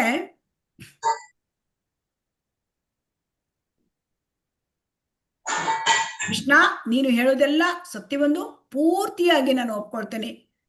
ಪ್ರಭುವೇ, ದೇವತೆಗಳಾಗಲಿ ದಾನವರಾಗಲಿ ನಿನ್ನ ವ್ಯಕ್ತಿತ್ವವನ್ನು ಅರಿತುಕೊಳ್ಳಲಾರರು. ಹರೇ ಕೃಷ್ಣ. ಸೊ ಹಾಗಾಗಿ ಭಗವದ್ಗೀತೆ ಅಂದ್ರೆ ಏನು? ಭಗವದ್ಗೀತೆ ನಾವು ಹೇಗೆ ಅರ್ಥ ಮಾಡ್ಕೊಳ್ಳೋದು? ಭಗವಂತ ಅರ್ಜುನ ಹೇಗೆ ಭಗವಂತನ ಭಕ್ತನಾಗಿದ್ದ, ಕೃಷ್ಣನ ನೇರ ಶಿಷ್ಯನಾಗಿದ್ದ, ಆತ್ಮೀಯ ಗೆಳೆಯನಾಗಿದ್ದ. ಆದ್ರಿಂದ ಭಗವದ್ಗೀತೆ ಅವನಿಗೆ ಉಪದೇಶ ಮಾಡಿದ್ರು. ಮತ್ತೆ ಅದನ್ನ ಭಕ್ತನಾಗಿ ಮಾತ್ರ ಭಗವಂತನ ಈ ಭಗವದ್ಗೀತೆಯನ್ನ ನಾವು ಅರ್ಥ ಮಾಡಿಕೊಳ್ಳಲಿಕ್ಕೆ ಸಾಧ್ಯ. ಅದರಿಂದ ನಾವು ಭಕ್ತಿ ಯೋಗದಲ್ಲಿ ಬರಬೇಕು, ಭಕ್ತನಾಗಿ ನಾವು ಭಗವಂತನನ್ನು ಅರ್ಥ ಮಾಡ್ಕೊಳ್ಬೇಕು ಅಲ್ವಾ? ಹರೇ ಕೃಷ್ಣ. ಹಾ, ನಾನು ಈಗ ನಿಮ್ಗೆ ಪ್ರಶ್ನೋತ್ತರ ಮಾಡ್ಲಿಕ್ಕೆ ಸಮಯಗಳನ್ನ ಕೊಡ್ತಾ ಇದ್ದೇನೆ, ಆಯ್ತಾ? ಇದೊಂದು ಅಥಾತ ಬ್ರಹ್ಮ ಜಿಜ್ಞಾಸೆ ಹೇಳ್ಬಿಟ್ಟು ನಿಮ್ಗೆ ಪ್ರಶ್ನೆ ಕೇಳ್ತೇನೆ, ಅಥವಾ ನಿಮ್ಗೆ ಪ್ರಶ್ನೋತ್ತರಗಳು. ಈಗ ಸೊ ಇಲ್ಲಿ ಅಥಾತ ಬ್ರಹ್ಮ ಜಿಜ್ಞಾಸ ಅಂದ್ರೆ ನಾವು ಪ್ರಾಣಿಗಳಂತೆ ಅಲ್ಲ. ಮನುಷ್ಯ ಜನ್ಮ ಅಂದ್ರೆ ಇಲ್ಲಿ ಪ್ರಜ್ಞೆ, ತುಂಬಾ ಉತ್ತಮವಾದ ಪ್ರಜ್ಞೆ ಇದೆ. ಮನುಷ್ಯ ಜನ್ಮದಲ್ಲಿ ಬಂದಾಗ ನೋಡಿ ಯಾವುದು ಅಂತಂದ್ರೆ, ನಾನು ಯಾಕೆ ಇಲ್ಲಿ ಕಷ್ಟದಲ್ಲಿ ಇದ್ದೇನೆ, ನನಗೆ ಯಾಕೆ ಈ ಸಂಕಟಗಳು ಬರುತ್ತೆ, ಇಂತಹ ಪ್ರಶ್ನೆಗಳು ಮನಸ್ಸಿನಲ್ಲಿ ಜಾಗೃತವಾಗಬೇಕಂತೆ. ನಾನು ಯಾಕೆ ಹುಟ್ಟು ಸಾವು ಮುಪ್ಪು ರೋಗ ಎಲ್ಲ ನನಗೆ ಯಾಕೆ ಬರುತ್ತೆ, ನಾನು ಯಾಕೆ ಈ ಕಷ್ಟದಲ್ಲಿದ್ದೇನೆ, ತ್ರಿವಿಧ ತಾಪತ್ರಯಗಳಲ್ಲಿದ್ದೇನೆ, ಇದು ಬಂದಾಗ ಏನಾಗತ್ತೆ? ಆಗ ಆ ಪ್ರಶ್ನೆಗಳು ಶುರುವಾಗತ್ತೆ. ನಾನು ಯಾರು, ದೇವರು ಯಾರು, ನನಗೂ ದೇವರಿಗೂ ಏನು ಸಂಬಂಧ, ಪ್ರಕೃತಿ ಅಂದ್ರೆ ಏನು, ಇದನ್ನೆಲ್ಲ ಕುರಿತು ಜಿಜ್ಞಾಸೆ ಮಾಡುವುದಕ್ಕೆ ಬ್ರಹ್ಮ ಜಿಜ್ಞಾಸ ಅಂತ ಕರೀತಾರೆ. ಅಥಾತೋ ಬ್ರಹ್ಮ ಜಿಜ್ಞಾಸ, ಇದು ವೇದಾಂತ ಸೂತ್ರಗಳಲ್ಲಿ ಬರ್ತಕ್ಕಂಥದ್ದು. ಅಥಾತೋ ಬ್ರಹ್ಮ ಜಿಜ್ಞಾಸ. ಸೊ ಹಾಗಾಗಿ ಪರಾತ್ಪರ ಸ್ವರೂಪವನ್ನು ಕುರಿತು ಮನುಷ್ಯ ಪ್ರಶ್ನೆ ಮಾಡಬೇಕು. ಪರಾತ್ಪರ ಸ್ವರೂಪ ದೇವರು ಯಾರು? ಸೊ ನಾನು ಯಾಕೆ ಸಂಕಟಕ್ಕೆ ಬಂದಿದ್ದೇನೆ, ನಾನು ಎಲ್ಲಿಂದ ಬಂದಿದ್ದೇನೆ, ನಾನು ಸತ್ತ ಮೇಲೆ ಎಲ್ಲಿ ಹೋಗ್ತೇನೆ, ಈ ಪ್ರಶ್ನೆ ಬರ್ತದೆಯಾ ನಿಮಗೆ? ಹರೇ ಕೃಷ್ಣ. ಅದು ಬಂದ್ರೆ ಅಥಾತೋ ಬ್ರಹ್ಮ ಜಿಜ್ಞಾಸ. ಅಂತಹ ಆ ಭಗವದ್ಗೀತೆಯನ್ನು ಅರ್ಥ ಮಾಡ್ಕೊಳ್ಳಲಿಕ್ಕೆ ವ್ಯಕ್ತಿಗೆ ಪ್ರಾಮಾಣಿಕವಾಗಿ ಇಂಥ ಪ್ರಶ್ನೆಗಳನ್ನು ಬರಬೇಕು. ಆಗ ಅವನಿಗೆ ದೇವೋತ್ತಮ ಪರಮಪುರುಷನಲ್ಲಿ ದೃಢವಾದ ಗೌರವ ಇರಬೇಕು. ಆಗ ನಮಗೆ ಭಗವದ್ಗೀತೆಯಲ್ಲಿ ಭಕ್ತರಾಗಬೇಕು ಭಗವಂತನ. ಆಗ ನಮಗೆ ಭಗವದ್ಗೀತೆಯನ್ನ ತಿಳ್ಕೊಳ್ಳಿಕ್ಕೆ ಸಾಧ್ಯ. ಹರೇ ಕೃಷ್ಣ. ಈಗ ನಿಮಗೆ ಪ್ರಶ್ನೋತ್ತರಗಳ ಸಮಯ. ಕೊನೆಯ 15 ನಿಮಿಷಗಳು. ಪ್ರಶ್ನೆಗಳನ್ನು ಕೇಳಬಹುದು. ಹೇಳಲಿಕ್ಕೆ ತುಂಬಾ ಉಂಟು. ಆ ಭಗವದ್ಗೀತೆಯಲ್ಲಿ 5 ವಿಷಯ ವಸ್ತುಗಳು. 1 ಈಶ್ವರ, ಜೀವಿ 2, 3 ಪ್ರಕೃತಿ, 4 ಕಾಲ, 5 ಕರ್ಮ. ಈಶ್ವರ ಅಂದ್ರೆ ದೇವೋತ್ತಮ ಪರಮಪುರುಷ, ಅವನು ಪರಮ ನಿಯಾಮಕ. ಜೀವಿಗಳು ಅಂದ್ರೆ ಭಗವಂತನ ನಿಯಮಕ್ಕೆ ಒಳಪಟ್ಟವರು ನಾವು. ಪ್ರಕೃತಿ ಅಂದ್ರೆ ಐಹಿಕ ನಿಸರ್ಗ. ಕಾಲ ಅಂದ್ರೆ ಈ ಐಹಿಕ ಪ್ರಪಂಚ ಅಸ್ತಿತ್ವದಲ್ಲಿರುವ ನಿಸರ್ಗದ ಕಾಲಾವಧಿ. ಇಷ್ಟು ಲಿಮಿಟೆಡ್ ಅಲ್ಲಿ ಈ ಐಹಿಕ ಪ್ರಪಂಚ ಇರುತ್ತೆ, ಆಮೇಲೆ ಅದು ನಾಶವಾಗಿಬಿಡುತ್ತೆ. ಕರ್ಮ ಅಂದ್ರೆ ಇಲ್ಲಿರ್ತಕ್ಕಂಥ ಎಲ್ಲ ಜೀವಿಗಳು ಏನಾದ್ರೂ ಕರ್ಮದಲ್ಲಿ ತೊಡಗಿದ್ದಾರೆ. ಹರೇ ಕೃಷ್ಣ. ಇದು ಭಗವದ್ಗೀತೆಯ 5 ವಿಷಯ ವಸ್ತುಗಳು. ಹರೇ ಕೃಷ್ಣ. ಪ್ರಶ್ನೆಗಳನ್ನು ಕೇಳಬಹುದು. ಹರೇ ಕೃಷ್ಣ.